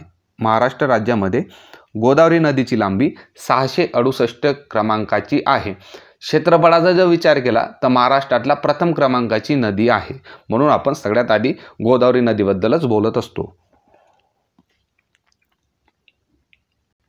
भरपूर वेळेस प्रश्न विचारला जातो की गोदावरी नदीचा उगम कोणत्या ठिकाणी झालेला आहे. जुन्या याच्यात विचारला जायचा, नव्या याच्यात विचारला जात नाही, कारण की एकदम सिंपल प्रश्न आहे. माहिती आहे आपल्याला, नाशिक जिल्ह्यामध्ये त्र्यंबकेश्वर आहे. त्र्यंबकेश्वर ब्रह्मगिरी टेकडी आहे, त्या ब्रह्मगिरी टेकडीवर गोदावरी नदीचा उगम हा होत असतो. 47वा प्रश्न, गोदावरी नदीची महाराष्ट्र राज्यातील लांबी किती आहे? तर गोदावरी नदीची महाराष्ट्राची लांबी विचारलेली आहे, वरती आपण डिस्कस केलेलं आहे. 668 किलोमीटर गोदावरी नदीची महाराष्ट्र राज्यातील लांबी आहे. 1465 काय होतं? 1465 तुमचं भारतातील लांबी होती. आता 48वा प्रश्न पाहूया, भंडारदरा धरण कोणत्या नदीवर आहे? तर भरपूर अशी धरणं आहेत. नदी जर आपण अभ्यास करतो तर सगळ्यात आधी धरणंसुद्धा येतात. तर भंडारदरा जे धरण आहे दारणा नदीवर आहे का, प्रवरा नदीवर आहे का, सिंदफणा नदीवर आहे का, की तेरणा नदीवर आहे? ओके, सगळ्यात आधी तुम्हाला माहीत पाहिजे की भंडारदरा कोणत्या जिल्ह्यात आहे. भंडारदरा तुमचं अहमदनगर जिल्ह्यामध्ये येतं आणि अहमदनगर जिल्ह्यामध्ये महत्त्वाची नदी येते ती येणार आहे प्रवरा नदी. प्रवरा नदी जी आहे ती अहमदनगर जिल्ह्यात आहे आणि भंडारदरा धरण आहे ते प्रवरा नदीवर आहे. ठीक आहे, तर हे सर्व गोष्टी. भंडारदरा धरण कोणत्या नदीवर आहे? तर उत्तर येणार आहे तुमच्या प्रवरा नदी. 49वा प्रश्न पहा, खाम नदीच्या किनाऱ्यावर कोणते शहर वसलेले आहे? तर खाम नदीच्या किनाऱ्यावर कोणते शहर वसलेले आहे? ऑप्शन ए आहे बीड, ऑप्शन बी आहे तुमचं लातूर, ऑप्शन सी आहे संगमनेर आणि ऑप्शन डी आहे छत्रपती संभाजीनगर. तर खाम नदीच्या किनाऱ्यावर काठावर तुम्हाला छत्रपती संभाजीनगर हे पाहायला भेटेल, खाम नदीच्या काठावर. ओके, मग आपण जसं आपला पुढे पुढे सरकत जाऊ तशा पद्धतीने कोणकोणते शहर कोणत्या ठिकाणी वसलेले आहेत ते आपण पाहत जाणार आहोत. आत्ता इथे डिस्कस करायची गरज नाही. जर करायचं असेल तर आपण वरच्या प्रश्नामध्ये जे वेगवेगळे धरणं आहेत ते कोणकोणत्या नदीवर वसलेले आहेत ते आपण करू शकतो. जसं जे दारणा धरण आहे ते तुम्हाला दारणा नदीवर पाहायला भेटेल. दारणा धरण हे तुम्हाला दारणा नदीवर पाहायला भेटेल. भंडारदरा धरण हे प्रवरा नदीवर पाहायला भेटेल. नंतर महत्त्वाचं एक धरण आहे ते आहे येलदरी धरण. येलदरी जे धरण आहे येलदरी धरण हे तुम्हाला दक्षिण पूर्णा नदीवर पाहायला भेटेल. दक्षिण पूर्णा नदीवर पाहायला भेटेल. ठीक आहे, बीड जो जिल्हा आहे, खालचा 49वा प्रश्न होता की जसं खाम नदीच्या किनाऱ्यावर तुम्हाला छत्रपती संभाजीनगर पाहायला भेटतं तसंच बीड जो जिल्हा आहे तो बिंदुसरा नदीच्या किनाऱ्यावर पाहायला भेटतो. बिंदुसरा नदी. ठीक आहे, आणि लातूर जे शहर आहे ते तेरणा नदीच्या काठावर आहे. ओके, 50वा प्रश्न पाहूया. 50वा प्रश्न आहे की मन्याड धरण कोणत्या जिल्ह्यात आहे? मन्याड जे धरण आहे ऑप्शन ए आहे नांदेड, ऑप्शन बी आहे लातूर, ऑप्शन सी आहे नाशिक आणि ऑप्शन डी आहे बीड. तर मन्याड जे धरण आहे ते लेंडी नदीवर आहे. लेंडी नदीवर आहे. मन्याड जे धरण आहे ते लेंडी नदीवर आहे आणि ही जी लेंडी नदी आहे ती नांदेड येथे आहे. तर मन्याड धरण कोणत्या जिल्ह्यात आहे? मन्याड धरण जे आहे ते तुम्हाला नांदेड जिल्ह्यात पाहायला भेटेल. अशा पद्धतीने आता आपले 50 प्रश्न झालेले आहेत. याच लेक्चरमध्ये आपण कंटिन्यू करूया. आपल्याला टोटल 100 प्रश्नाकडे जायचं आहे. 51वा प्रश्न पाहूया. निजामसागर धरण कोणत्या जिल्ह्यात आहे? आता निजामसागर धरण बद्दल जर बोललं तर निजामसागर जे धरण आहे ते तेरणा नदीवर असतं. तेरणा नदीवर आहे आणि ही जी तेरणा नदी आहे ती तुम्हाला लातूरला पाहायला भेटेल. ॲक्च्युअलमध्ये लातूर जे शहर आहे ते तेरणा नदीवरच वसलेलं आहे. तेरणा नदीच्या काठावरच वसलेलं आहे. तर निजामसागर धरण कुठं आहे? तेरणा नदीवर आहे. तेरणा नदी कुठं आहे? लातूर या जिल्ह्यात आहे. निजामसागर धरण कोणत्या जिल्ह्यात आहे आणि मी ऑप्शन नदी दिलेले आहे इथं कट करून घ्या. निजामसागर धरण कोणत्या नदीवर आहे असं प्रश्न करून घ्या. तेरणा नदीवर आहे. लेंडी नदीवर कोणतं धरण होतं? लेंडी नदीवर तुमचं मन्याड धरण होतं. दारणा धरण जे होतं ते दारणा नदीवर होतं.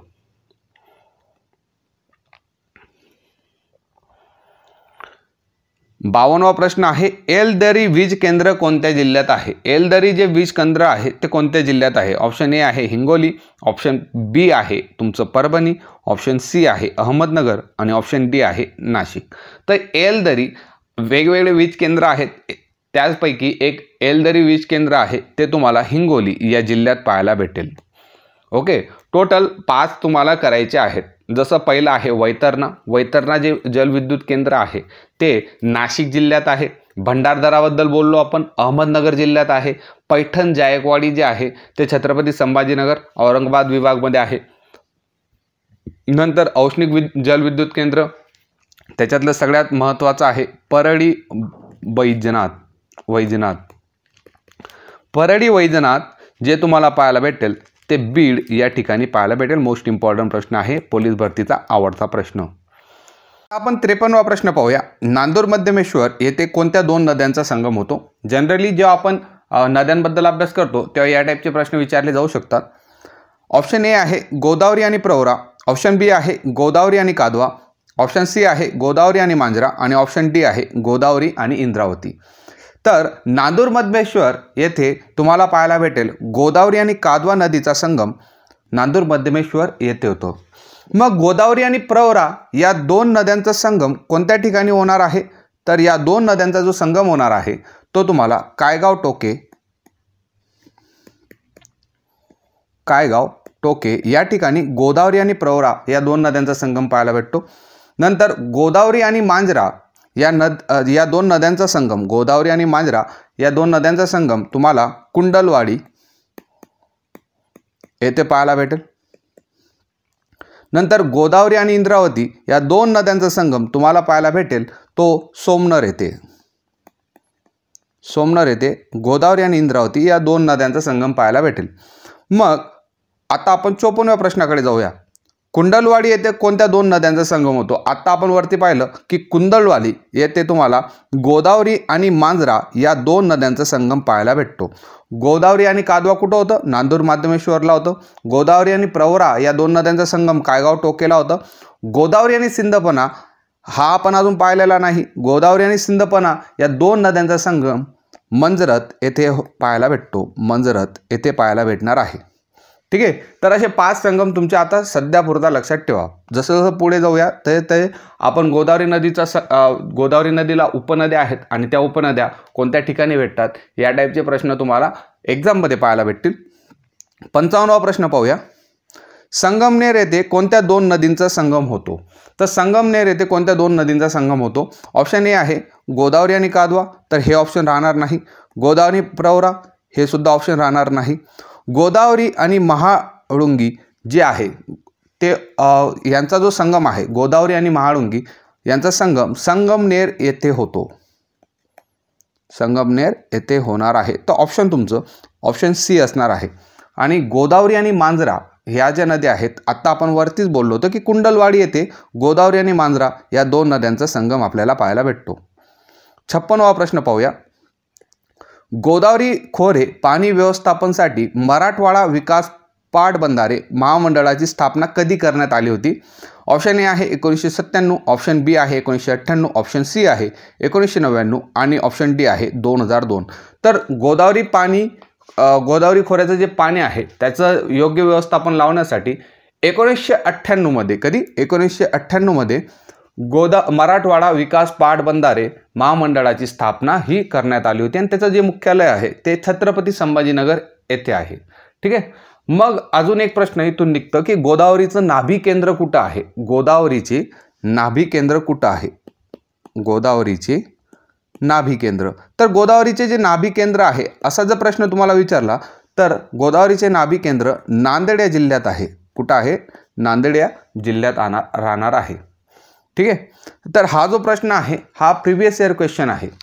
मागच्या वर्षी एका एक्झामला विचारला गेलेला होता. मी सांगतो कोणत्या एक्झामला विचारला होता. तर 2017 मध्ये जी फॉरेस्टची एक्झाम झालेली होती त्या फॉरेस्टच्या एक्झाममध्ये हा प्रश्न तुम्हाला पाहायला भेटलेला होता. ठीक आहे. तर 57व्या प्रश्नाकडे जाऊया.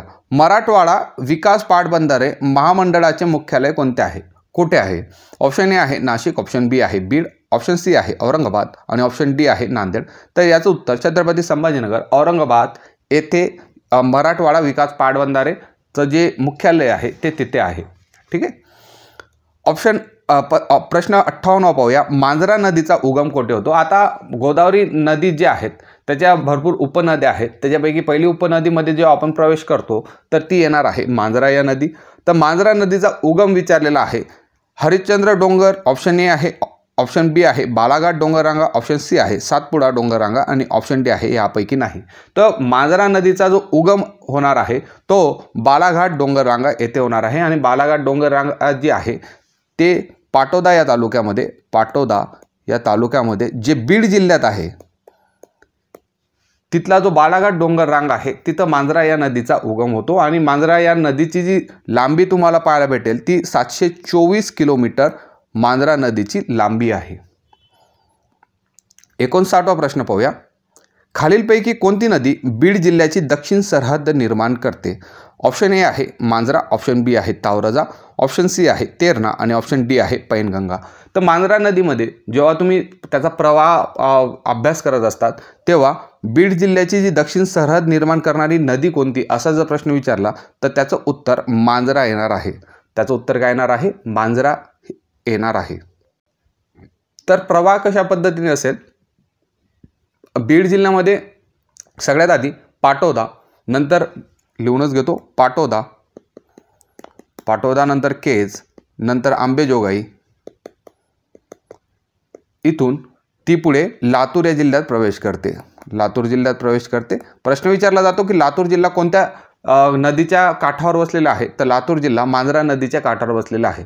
लातूर जिल्ह्यात मग प्रवेश केल्यानंतर निलंगा एक तालुका आहे. निलंगा या तालुक्यामधून ती कुठे एंटर करते? कर्नाटक आणि तेलंगणामध्ये एंटर करते. नंतर पुन्हा लातूर जिल्ह्याची जी सरहद आहे नांदेडच्या जवळून जी कुंडलवाडी आहे तिथं ती गोदावरीस भेटत असते.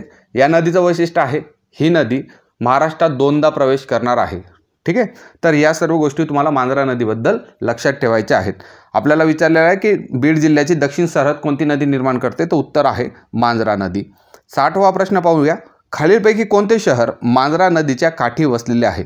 ऑप्शन ए आहे बीड, ऑप्शन बी आहे सातारा, ऑप्शन सी आहे सांगली आणि ऑप्शन डी आहे लातूर. आता मी बोललो की लातूर जे शहर आहे ते मांजरा नदीच्या काठावर वसलेले आहे. तो उत्तर येणार आहे तुमचं लातूर. 61वा प्रश्न पाहूया. सहस्त्रकुंड धबधबा कोणत्या नदीवर आहे? मी तुम्हाला मागे बोललो होतो सहस्त्रकुंडबद्दल की तुमच्या कोणत्या जिल्ह्यामध्ये आहे असा प्रश्न विचारला जातो. आता आपण पाहूया की सहस्त्रकुंड जो धबधबा आहे तो कोणत्या नदीवर आहे? ऑप्शन ए आहे पैनगंगा, ऑप्शन बी आहे वैनगंगा, ऑप्शन सी आहे प्रवरा आणि ऑप्शन डी आहे मांजरा. तर जेव्हा प्रवरा जी नदी आहे प्रवरा नदी नाही, तुमची जी मांजरा नदी आहे त्याच्यानंतर तुम्ही एक महत्त्वाची नदी पाहतात ती म्हणजे पैनगंगा. पैनगंगा ही वर्धा या नदीची उपनदी आहे. वर्धा नदीची उपनदी आहे. तर सहस्त्रकुंड जो धबधबा तुम्हाला पाहायला भेटतो तो पैनगंगा या नदीवर पाहायला भेटत असतो. मग सहस्त्रकुंड धबधबाशिवाय अजून एक धबधबा आहे जो तुम्हाला पैनगंगा नदीवर पाहायला भेटतो, तो आहे सोनधाबी. सोनधाबी हा सुद्धा धबधबा पैनगंगा या नदीवर आहे. पैनगंगाबद्दल बोलायचं झालं तर विदर्भातील सर्वाधिक लांब नदी कोणती असा जर प्रश्न विचारला तर पैनगंगा ही नदी तुम्ही कन्सिडर करू शकतात. त्याची जी लांबी आहे 495 किलोमीटर आहे. 495 किलोमीटर पैनगंगा या नदीची लांबी आहे. 62 पहा. कयाधू नदीकाठी कोणते शहर वसलेले आहे? तर कयाधू जी नदी आहे ती पैनगंगेची तुमची उपनदी आहे आणि या कयाधू नदीच्या काठावर हिंगोली जे शहर आहे ते वसलेले आहे. ऑप्शन ए उत्तर आहे याचं. हिंगोली जे आहे ते कयाधू नदीच्या काठावर वसलेले आहे. 63वा प्रश्न पाहूया. विदर्भातील सर्वात लांब नदी कोणती? जनरली हा प्रश्न IBPS TCS ला विचारला गेलेला होता म्हणून मी इथं इन्क्लूड केलेला आहे. विदर्भातील सर्वाधिक लांब नदी ऑप्शन ए आहे पैनगंगा, ऑप्शन बी आहे वैनगंगा, ऑप्शन सी आहे मांजरा आणि ऑप्शन डी आहे प्रवरा. तर उत्तर येणार आहे पैनगंगा. जसं आपण पैनगंगाच्या डिस्क्रिप्शनमध्ये बोललेलो होतो की पैनगंगा ही विदर्भातील सर्वात लांब नदी आहे. आणि पैनगंगाबद्दल जर बोलायचं झालं तर याचा जो उगम आहे तो अजिंठा या डोंगरावर होतो. अजिंठा डोंगर वर याचा उगम होतो आणि अजिंठा डोंगर कुठं आहे? तर अजिंठा डोंगर आहे तुमचा बुलढाणा येथे. बुलढाणा येथे अजिंठा डोंगर तुम्हाला पाहायला भेटतो. 64 पहा. पैनगंगा नदी वर्धा नदीला कुठे जाऊन भेटते? ऑप्शन ए आहे जुगात वणी, ऑप्शन बी आहे संगमनेर, ऑप्शन सी आहे अकोले आणि ऑप्शन डी आहे नेवासा. ओके. तर पैनगंगाचा अजून स्टार्टिंगचाच पॉईंट होता की वर्धा या नदीची ही उपनदी आहे म्हणजे ती कधी कधी त्या तुमची जी वर्धा नदी आहे तिला भेटणार आहे. तर पैनगंगा नदी वर्धा या नदीला कुठे जाऊन भेटते? तो उत्तर येणार आहे जुगात वणी जे यवतमाळ जिल्ह्यामध्ये आहे तिथे ती भेटणार आहे. आता आपण वर्धा नदीबद्दल एंटर केलेलं आहे. वर्धा जी नदी आहे त्याच्याबद्दल बोललेलो आहोत. तर वर्धा नदीची जी लांबी आहे ती 455 किलोमीटर आहे. 455 किलोमीटर महत्त्वाचं नाही, परंतु वर्धा या नदीचा उगम कुठं होतो? तर वर्धा या नदीचा उगम होतो सातपुडा जी डोंगर रांग आहे मध्य प्रदेशमध्ये बैतूल जिल्हा जो आहे तिथं या वर्धा नदीचा उगम होतो. आणि वर्धा नदीबद्दल एक मोस्ट इम्पॉर्टंट प्रश्न तुम्हाला पाहायला भेटतो की महाराष्ट्रातील सर्वाधिक लांबीची दक्षिण वाहिनी नदी कोणती आहे, असा प्रश्न विचारतात की महाराष्ट्रातील सर्वाधिक लांबीची दक्षिण वाहिनी नदी कोणती आहे? तर उत्तर तुमचं वर्धा येतं. आणि भरपूर एक्झाममध्ये रिपीटेड प्रश्न आहे, याच्यापेक्षा भारी प्रश्न भेटत नाही. वर्धा लक्षात ठेवा. महाराष्ट्रातील सर्वाधिक लांबीची दक्षिण वाहिनी जी नदी आहे ती वर्धा आहे. 65वा प्रश्न तोच आहे. महाराष्ट्रातील सर्वात लांब दक्षिण वाहिनी नदी कोणती? ऑप्शन ए आहे पैनगंगा, मांजरा, प्रवरा आणि वर्धा. तो उत्तर येणार आहे तुमचं वर्धा. मोस्ट इम्पॉर्टंट क्वेश्चन तुमचा हा इथं बनून जातो. 66वा प्रश्न पाहूया की इरई नदीच्या काठी कोणते शहर वसलेले आहे? ऑप्शन ए आहे गोंदिया, ऑप्शन बी आहे भंडारा, ऑप्शन सी आहे चंद्रपूर आणि ऑप्शन डी आहे गडचिरोली. तर इरई नदीच्या काठी एक शहर वसलेले आहे, मोस्ट इम्पॉर्टंट शहर आहे चंद्रपूर. जे तुमचं शहर आहे ते तुम्हाला इरई नदीच्या काठी वसलेलं दिसणार आहे. आणि ही जी इरई नदी आहे ती वर्धा या नदीची उपनदी आहे. ठीक आहे. तर हे सर्व गोष्टी वर्धा नदीबद्दल झाले. 67वा प्रश्न जो आहे मोस्ट इम्पॉर्टंट क्वेश्चन आणि एखाद्या शिपला तुम्हाला विचारला जाऊ शकतो. प्राणहिता ही कोणत्या दोन नद्यांचा संयुक्त प्रवाह आहे? जसं आपण तुम्ही आता पाहिलं की पैनगंगा पाहिली, वर्धा पाहिली, मांजरा नदी पाहिली, तर एक अजून आहे की एक संयुक्त प्रवाह आहे ज्याला प्राणहिता म्हटलं जातं. तर प्राणहिता हा कोणत्या दोन नद्यांचा संयुक्त प्रवाह आहे? ऑप्शन ए आहे वर्धा आणि वैनगंगा, ऑप्शन बी आहे वर्धा आणि पैनगंगा, ऑप्शन सी आहे पैनगंगा आणि वैनगंगा आणि ऑप्शन डी आहे वर्धा आणि मांजरा. तर वर्धा आणि वैनगंगा या दोन नद्यांचा संगमाला, वर्धा आणि वैनगंगा या दोन नद्यांचा जो संगम होतो तो संगम कुठं होतो? गडचिरोलीमध्ये चपराडा या ठिकाणी या दोन नद्यांचा संगम होतो, वैनगंगेचा आणि वर्धाचा. वर्धा आणि वैनगंगा या दोन नद्यांचा संगम चपराडा येथे होतो आणि याच्या पुढे जो संयुक्त प्रवाह जातो त्याला आपण प्राणहिता असं म्हणतात. त्याला काय म्हणतात? प्राणहिता असं म्हणतात. तर उत्तर येणार आहे वर्धा आणि वैनगंगा. तर वैनगंगा नदीचा उगम जर विचारला, कधी उगम सुद्धा विचारला जातो, तर वैनगंगा या नदीचा उगम मैकल पर्वतरांगा येथे होत असतो. मैकल पर्वतरांगा येथे तुम्हाला वैनगंगा या नदीचा उगम पाहायला भेटतो. पुढचा प्रश्नाकडे जाऊया. 68वा प्रश्न आहे.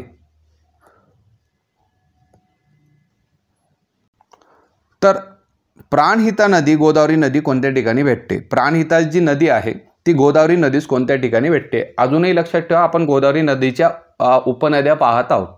तर प्राणहिता नदी कधी ना कधी गोदावरी नदीला भेटणार आहे. तर प्राणहिता जी नदी आहे ती ऑप्शन ए आहे सिरोंचा, ऑप्शन बी आहे चपराडा, ऑप्शन सी आहे सोमनेर आणि ऑप्शन डी आहे चित्रकूट या ठिकाणी. तर प्राणहिता जी नदी आहे गोदावरी नदीला सिरोंचा या ठिकाणी, जे सिरोंचा आहे ते गडचिरोली जिल्ह्यात आहे. तर सिरोंचा या ठिकाणी प्राणहिता नदी गोदावरी नदीस भेटत असते. उत्तर येणार आहे तुमचं सिरोंचा. 69वा प्रश्न पाहूया. इंद्रावती नदीचा उगम कोणत्या राज्यात होतो? इंद्रावती जी नदी आहे त्याचा उगम कोणत्या राज्यात होतो? ऑप्शन ए आहे छत्तीसगड, ऑप्शन बी आहे मध्य प्रदेश, ऑप्शन सी आहे ओडिसा आणि ऑप्शन डी आहे कर्नाटक. तर इंद्रावती जी नदी आहे तिचा उगम कलाहंडी जे ओडिसा या राज्यात आहे त्या ठिकाणी, कलाहंडी ओडिसा राज्यात आहे त्या ठिकाणी इंद्रावती नदीचा उगम होतो. आणि ही जी इंद्रावती नदी आहे गडचिरोलीमधलं सोमनार हे गाव आहे. ठीक आहे. सोमनार हे ठिकाण आहे, गाव न वापरता आपण सोमनार हे ठिकाण आहे जे गडचिरोली जिल्ह्यात आहे. त्या सोमनार या ठिकाणी आपल्या जी गोदावरी नदी आहे त्या गोदावरी नदीला ती भेटत असते. तसंच याच नदीवर इंद्रावती नदीवरच छत्तीसगडमध्ये एक धबधबा आहे, त्या धबधब्याचं नाव आहे चित्रकूट नावाचा धबधबा. प्रश्न विचारला जातो की चित्रकूट नावाचा धबधबा कोणत्या नदीवर आहे, तर तुम्हाला उत्तर माहीत पाहिजे की इंद्रावती नदीवर चित्रकूट नावाचा धबधबा आहे. ओके, आता आपण कोणकोणत्या नद्या पाहिल्या? आपण पाहिल्या होत्या गोदावरी नदीच्या उपनद्या पाहत होतो. एक होती मांजरा, वैनगंगा, पैनगंगा, प्राणहिता, त्याच्यानंतर वर्धा ही नदी, आणि आता आपण पाहिली इंद्रावती ही नदी. तर इंद्रावती नदीबद्दल महत्त्वाचे पॉईंट आहेत की इंद्रावती नदीचा उगम कुठं होतो, तर कलाहंडी ओडिसा इथं त्याचा उगम होतो.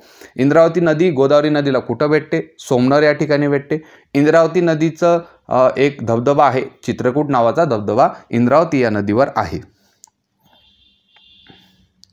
70वा प्रश्न पहा, इंद्रावती नदी गोदावरी नदीस कुठे भेटते? ऑप्शन ए आहे कलाहंडी, कलाहंडीला तो उगम होतो. सोमनार, सोमनारला काय होतं? सोमनारला ती गोदावरी नदीच भेटते. सिरोंच्याबद्दल पाहिलं की सिरोंचा ही प्राणहिता आणि तुमची गोदावरी नदी या दोघांचा जो संगम आहे तो सिरोंच्या या ठिकाणी होतो. कणांबद्दल तर आपण नंतर पाहूया. तर उत्तर येणार आहे सोमनार या बरोबर सोमनार या ठिकाणी इंद्रावती नदी तुम्हाला गोदावरी नदीस भेटताना पाहायला भेटेल. 71 पहा, चित्रकूट धबधबा कोणत्या नदीवर आहे? वर्धा, प्राणहिता, इंद्रावती आणि मांजरा. तर चित्रकूट नावाचा जो धबधबा आहे तो इंद्रावती नदीवर आहे आणि छत्तीसगड राज्यामध्ये तो धबधबा आहे. 72वा प्रश्न पहा, भारतातील पहिले मातीचे धरण कोणते? ऑप्शन ए आहे खडकपूर्णा, ऑप्शन बी आहे गंगापूर, ऑप्शन सी आहे तेरणा आणि ऑप्शन डी आहे भंडारदरा. या टाईपचे जे प्रश्न असतात ते तुम्हाला जनरली पोलीस भरतीमध्ये स्ट्रेट फॉरवर्ड टाईपचे प्रश्न येणार आहेत. आता वेगवेगळे प्रकल्प आणि धरणं जे आहेत ते आपल्याला पाहायचे असतात गोदावरी नदीवर. तर भारतातील पहिले मातीचे जे धरण आहे ते गंगापूर धरण आहे.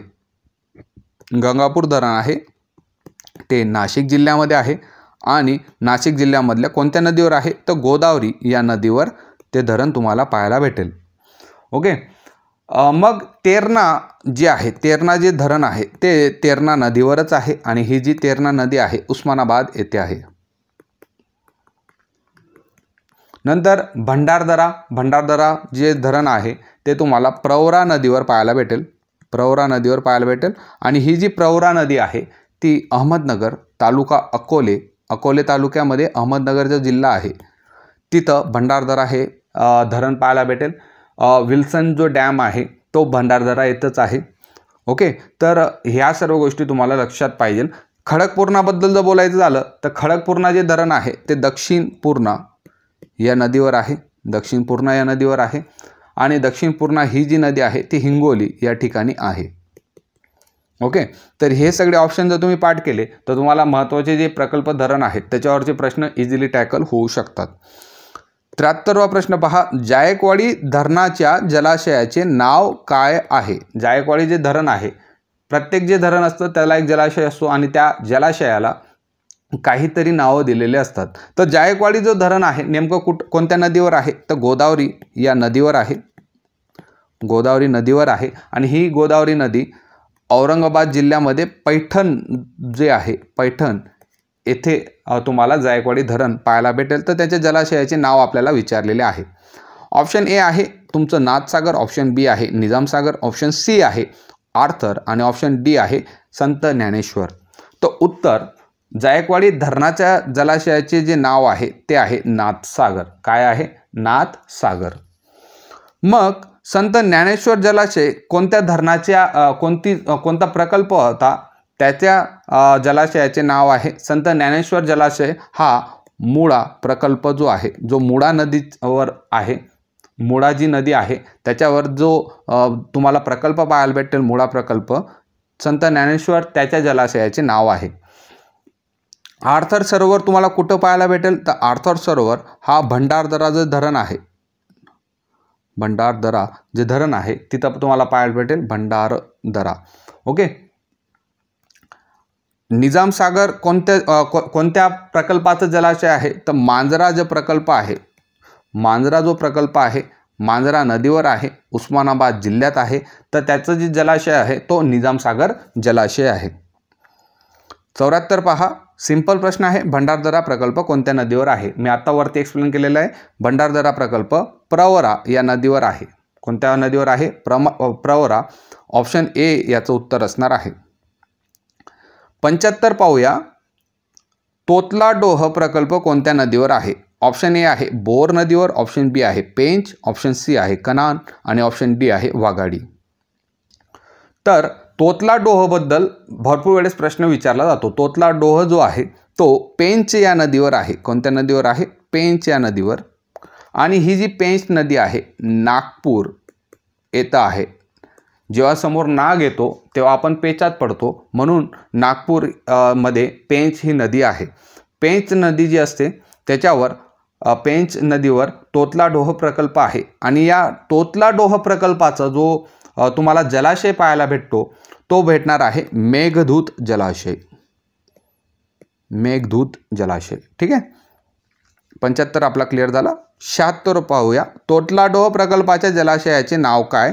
ऑप्शन ए आहे शंकरसागर, ऑप्शन बी आहे मेघदूत, ऑप्शन सी आहे नाथसागर आणि ऑप्शन डी आहे संत ज्ञानेश्वर. तर आत्ता बोललो तोतलाडोहचं जलाशयाचे नाव आहे मेघदूत. 77वा प्रश्न पाहूया. विष्णुपुरी प्रकल्प कोणत्या नदीवर आहे? विष्णुपुरी प्रकल्प जो आहे ऑप्शन ए पहा गोदावरी, ऑप्शन बी पहा कनान, ऑप्शन सी आहे सिंधपना आणि ऑप्शन डी आहे बिंदुसरा. तर विष्णुपुरी जो प्रकल्प आहे तो तुम्हाला गोदावरी या नदीवर पाहायला भेटेल. गोदावरी या नदीवर पाहायला भेटेल. आणि कुठं आहे तो? नांदेड या जिल्ह्यात आहे. नांदेड येथे आहे. आता विष्णुपुरी जो प्रकल्प आहे त्याच्यावर सुद्धा एक जलाशय आहे. त्या जलाशयाचं नाव आहे शंकर सागर. ओके. तर याच्यामध्ये विष्णू पण आहे आणि शंकर पण आहे. ठीक आहे. विष्णुपुरी जो प्रकल्प आहे तो गोदावरी नदीवर आहे, नांदेड जिल्ह्यात आहे आणि त्याच्या जलाशयाचे नाव तुम्हाला पाहायला भेटेल शंकर सागर. 78वा प्रश्न पहा.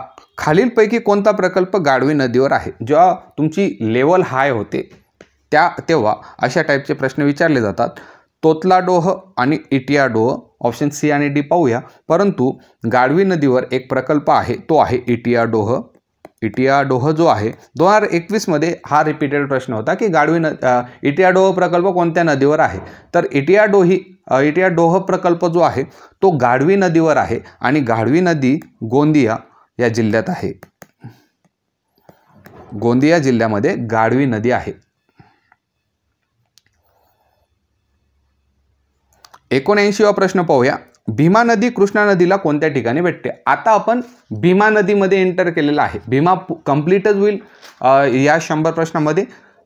परंतु जर काही अजून प्रश्न असतील तर आपण जे पुढचे 100 घेऊ त्या प्रश्नामध्ये ते कव्हर करणार आहोत. आणि पुढचे जे 100 असणार आहेत त्याच्यामध्ये आपण सिलेबस पण कंप्लीट होईल. आणि दुसरी गोष्ट, जे तुम्हाला मागच्या वर्षी किंवा इतर ठिकाणी प्रश्न विचारलेले आहेत ते सगळे प्रश्न आपण कव्हर करण्याचा प्रयत्न करूया. आपलं टार्गेट असणार आहे 300 ते 400 प्रश्न आपण भूगोल जो महाराष्ट्राचा भूगोल आहे त्याच्यावर घेण्याचा प्रयत्न करणार आहोत. आता आपण भीमा नदी वर एंटर केलेला आहे. भीमा नदी जी आहे ती कृष्णा नदीला कोणत्या ठिकाणी भेटते? ऑप्शन ए आहे रायचूर, ऑप्शन बी आहे रायपूर, ऑप्शन सी आहे रामपूर आणि ऑप्शन डी आहे राजपूर. तर भीमा जी नदी आहे ती आपल्याला माहिती आहे कृष्णा नदीची महत्त्वाची उपनदी आहे. तर ती कृष्णा नदीला कुठं भेटते? तर कुरगुडी या ठिकाणी आपल्याला जी रायचूर येथे पाहायला भेटते. तर रायचूर याचं उत्तर येणार आहे. भीमा नदी कृष्णा नदीला कोणत्या ठिकाणी भेटते? रायचूर या ठिकाणी भेटते. पुढच्या प्रश्नाकडे जाऊया. 80वा प्रश्न.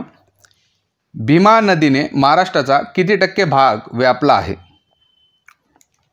ऑप्शन ए आहे 13%, ऑप्शन बी आहे 15%, ऑप्शन सी आहे 49.5 आणि ऑप्शन डी आहे 32%. भीमा नदीमध्ये एंटर केलेला आहे आपण. तर भीमा नदीचा सगळ्यात आधी उगम कुठं झालेला आहे? तर भीमाशंकर या डोंगरवर भीमा नदीचा उगम झालेला आहे. भीमाशंकर नावाचा डोंगर आहे, सह्याद्रीच्या रांगेत आहे. आणि हा जो भीमाशंकर डोंगर आहे आंबेगाव पुणे येथे हा भीमाशंकर नावाचा डोंगर आहे. आणि महाराष्ट्रातील जे 5 ज्योतिर्लिंग आहेत त्याच्यापैकी एक ज्योतिर्लिंग भीमाशंकर येथे आहे. मग भीमा नदीने महाराष्ट्राचा किती टक्के भाग जो आहे तो व्यापलेला आहे असा जर प्रश्न विचारला तर उत्तर येणार आहे त्याचा 15% जो भाग आहे तो भीमा नदीने व्यापलेला आहे. 81वा प्रश्न पाहूया, भीमा नदीची महाराष्ट्रातील लांबी किती? ऑप्शन ए आहे 234 किलोमीटर, ऑप्शन बी आहे 451 किलोमीटर, ऑप्शन सी आहे 860 किलोमीटर आणि ऑप्शन डी आहे 278 किलोमीटर.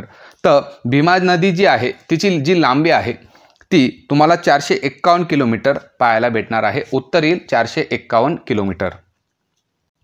तर या पर्टिक्युलर प्रश्नामध्ये आपण पाहायला भेटलं की फक्त महाराष्ट्रातली लांबी विचारलेली आहे, म्हणून उत्तर तुमचं 451 किलोमीटर येईल. परंतु भीमा जी नदी आहे महाराष्ट्र आणि कर्नाटक या दोन्ही राज्यामध्ये ती प्रवाहित होते. तर संपूर्ण भारतात जर भीमा नदीची लांबी पाहायला गेले तर 860 किलोमीटर या भीमा नदीची पूर्ण भारतात त्याची लांबी आहे. 860 किलोमीटर भारतातली लांबी आहे. ओके. 82वा प्रश्न पाहूया, महाराष्ट्रातील लांबीच्या उतरत्या क्रमानुसार कोणता क्रम बरोबर आहे? महाराष्ट्रातील लांबीचा उतरत्या क्रमानुसार सगळ्यात आधी मोठी नदी येईल, सगळ्यात लांब नदी कोणती असेल त्याच्यानंतर असा उतरता क्रम तुम्हाला द्यायचा आहे. ऑप्शन ए आहे गोदावरी, भीमा, वर्धा आणि पैनगंगा. ऑप्शन बी मध्ये पहा गोदावरी, वर्धा, भीमा आणि पैनगंगा. ऑप्शन सी आहे गोदावरी, वर्धा, पैनगंगा आणि भीमा. ऑप्शन डी आहे गोदावरी, पैनगंगा, वर्धा आणि भीमा. महाराष्ट्रातील लांबीनुसार आपल्याला क्रम लावायचा आहे. ठीक आहे. तर आपल्याला एक गोष्ट माहिती आहे, गोदावरी जी नदी आहे तिची लांबी आहे 668 किलोमीटर. गोदावरी नदीची लांबी 1 नंबर गोदावरी नदी येईल, उतरता क्रम जायचा आहे. नंतर पैनगंगा जी नदी आहे, पैनगंगा नदीची जी लांबी आहे 495 किलोमीटर आहे. 3 नंबर येते तुम्हाला वर्धा नदी. ती वर्धा नदीची लांबी आहे 455 किलोमीटर. आणि त्याच्यानंतर चौथा जो नंबर येणार आहे ती तुमची आपलं आता आपण शिकत आहोत भीमा नदी. तर भीमा नदीची जी लांबी आहे 451 किलोमीटर. उत्तर येईल 1 नंबरला गोदावरी येईल, 2 नंबरला तुमची पैनगंगा येईल, 3 नंबरला वर्धा आणि 4 नंबरला भीमा ही नदी येणार आहे. उत्तर तुम्हाला ऑप्शन डी हे उत्तर असणार आहे. 83वा प्रश्न, क्षेत्रफळाचा विचार करता महाराष्ट्रातील भीमा नदीचा क्रमांक कोणता आहे? क्षेत्रफळानुसार की भीमा नदीचं जे खोरं आहे त्याचं जे क्षेत्रफळ आहे त्याच्यानुसार भीमा नदीचा नंबर कितवा येणार आहे? तर भीमा नदीचा जो क्रमांक येणार आहे तो येणार आहे दुसरा. पहिल्या नंबरवर ऑब्वियसली आपली गोदावरी नदी येणार आहे आणि दुसऱ्या नंबरवर भीमा ही नदी पाहायला भेटेल. पुढच्या प्रश्नांकडे जाऊया. 84वा प्रश्न आहे, वीर जलविद्युत केंद्र कुठे आहे? भीमा नदीवर वेगवेगळे जलविद्युत केंद्र आहेत. 2 जलविद्युत केंद्र महत्त्वाचे आहेत. एक आहे तुमचं वीर जो आता या प्रश्नात विचारलेला आहे आणि दुसरा आहे भाटघर. हे 2 जलविद्युत केंद्र भीमा नदीच्या वेळेस अभ्यास करताना महत्त्वाचे ठरणार आहेत. दोघी जे जलकेंद्र आहेत, जलविद्युत केंद्र आहेत ते पुणे या जिल्ह्यात आहेत. कशात आहेत? पुणे या जिल्ह्यात. तर ऑप्शन ए याचं उत्तर येणार आहे पुणे. 85वा प्रश्न पाहूया, भाटघर जलविद्युत केंद्र कुठे आहे? आता मी बोललो की भीमा नदीवर 2 आहेत, एक वीर आहे, दुसरं भाटघर आहे. दोघी पुणे या जिल्ह्यात आहे. उत्तर परत तुमचं पुणे येईल. 86वा प्रश्न पहा, कोणते शहर हे सीना नदीच्या काठी वसलेले आहेत? आता भीमा नदीच्या ज्या उपनद्या आहेत त्याच्यापैकी पहिली जर अभ्यास करायला घेतलं तर पहिली येणार आहे सीना ही नदी.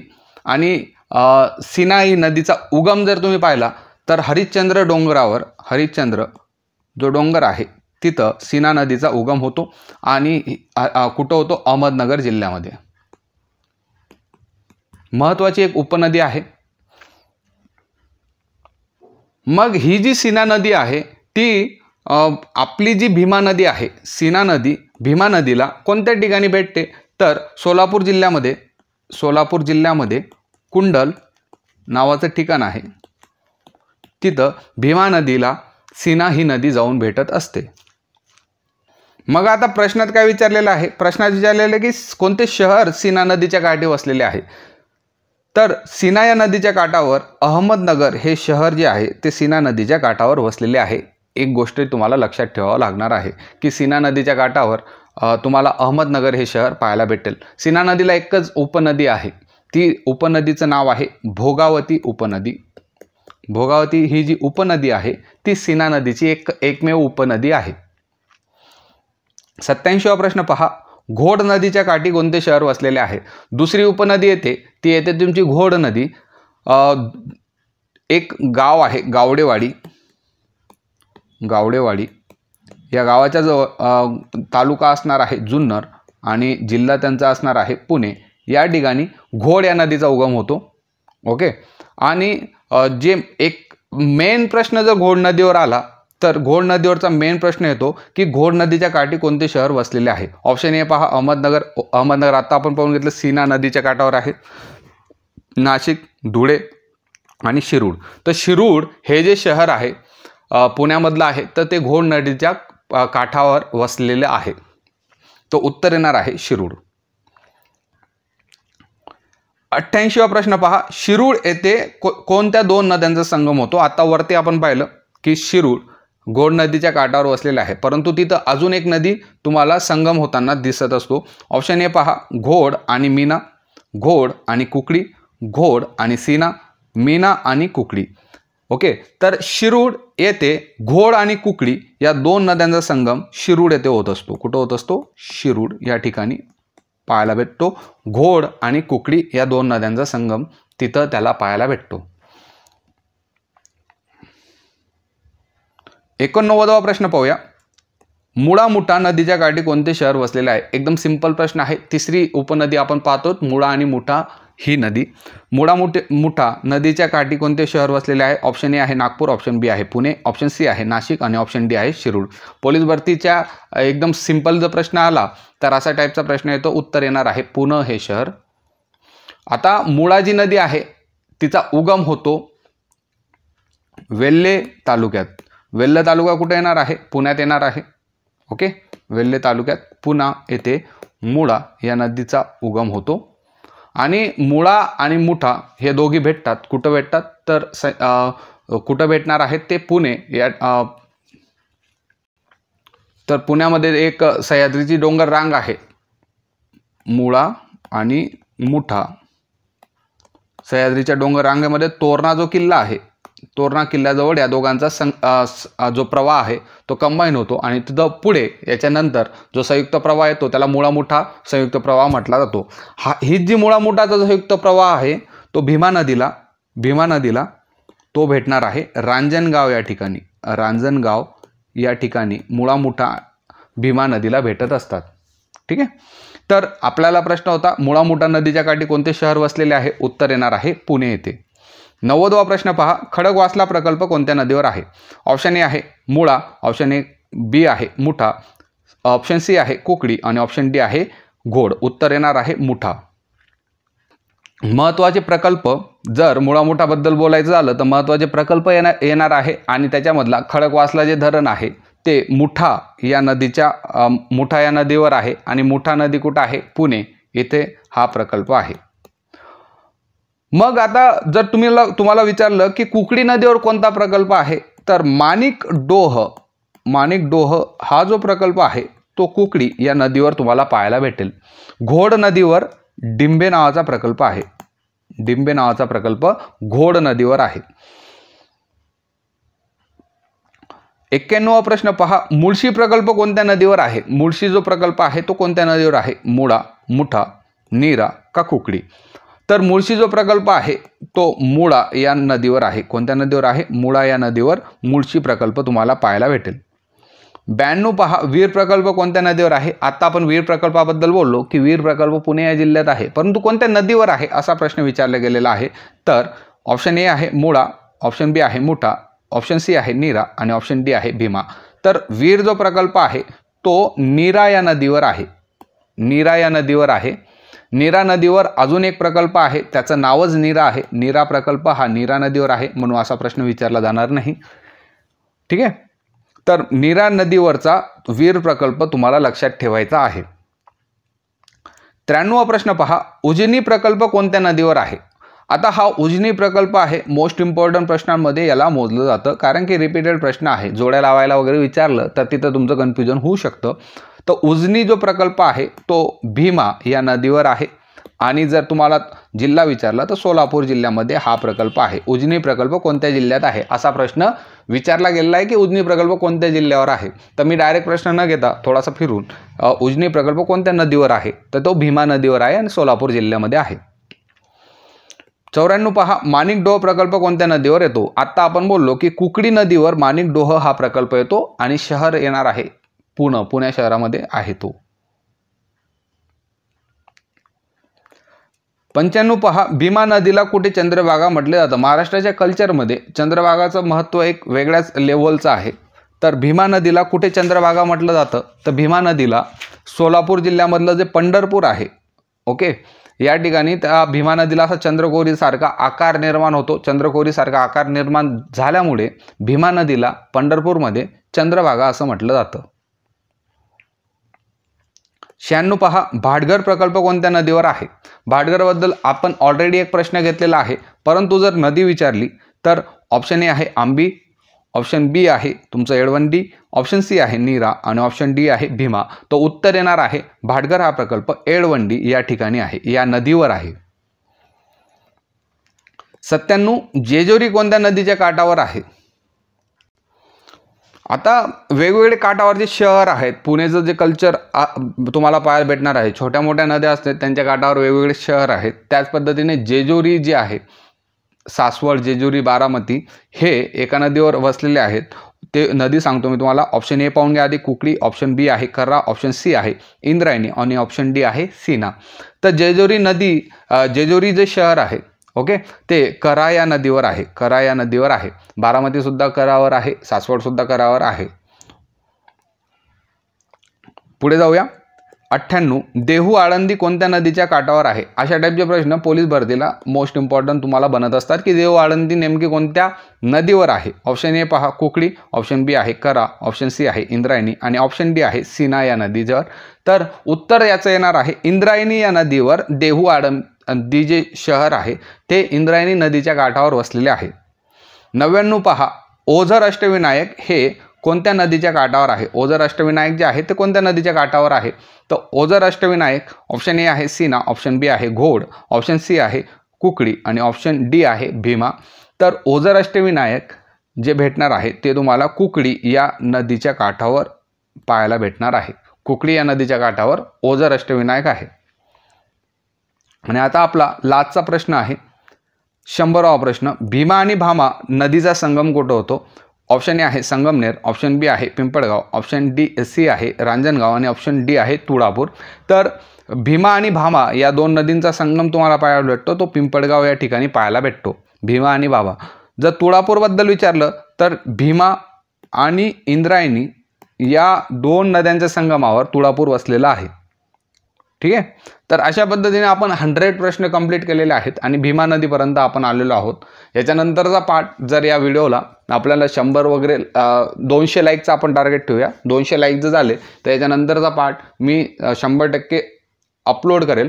ओके. आणि अशा पद्धतीने जे प्रश्न आहेत त्यांचा ॲनालिसिस करून तुम्हाला जो भूगोलचा पार्ट आहे आपण कव्हर करूया. याच्यानंतर भूगोल झाल्यानंतर आपण राज्यघटनाबद्दल असेच प्रश्न घेऊया आणि राज्यघटनेचे प्रश्न कंप्लीट करता पहिले आपण ग्राम प्रशासन घेऊया. ग्राम प्रशासन कंप्लीट करून नंतर पोलीस प्रशासन कंप्लीट आपण करूया. प्रश्नांथ्रू रिव्हिजन हीच महत्त्वाची असते आणि जनरली तुम्ही पुस्तक वाचत बसता तर तुम्हाला माहीत नाही राहत की कोणत्या पॉईंटवर कव्हर करायचं आहे. जर तुम्ही लेक्चरमधले एवढे पॉईंट जरी कव्हर केले तरी तुम्हाला चांगल्या पद्धतीने मार्क्स हे पाहायला भेटतील आणि रिपीटर प्रश्न येतील. नंतर भूगोलमधला आपला पुढचा टार्गेट असणार आहे की आपण जिल्ह्यानुसार प्रश्न बनवायचा ट्राय करूया आणि जिल्ह्यानुसार जे प्रश्न येतील त्याला टॅकल करण्याचा प्रयत्न करूया. आरोग्यसेवकवाले जरी लेक्चर पाहत नसतील पण एक गोष्ट सांगतो की आरोग्यसेवकवाल्यांना सुद्धा जीकेचा पार्ट आहे आणि तिथं या प्रश्नाची जी फ्रिक्वेन्सी आहे ती सुद्धा तुम्हाला पाहायला भेटणार आहे, कारण की महाराष्ट्राचा भूगोल सगळीकडेच आहे. तर आता पुरता मी थांबतो. जर या व्हिडिओला 200 लाईक असतील तर मी लगेच तिसरा पार्ट अपलोड करणार आहे याच टॉपिकचे पुढचे प्रश्न. नाही तर मग मी वेगळा टॉपिकचा पार्ट अपलोड करून मोकळा होईल. परंतु चांगला रिस्पॉन्स द्या आणि व्हिडिओ शेअर करा, लाईक करा आणि तुम्हाला लेक्चर कसं वाटलं त्याबद्दल जरूर कमेंट करा. आता पुरता थांबतो. धन्यवाद.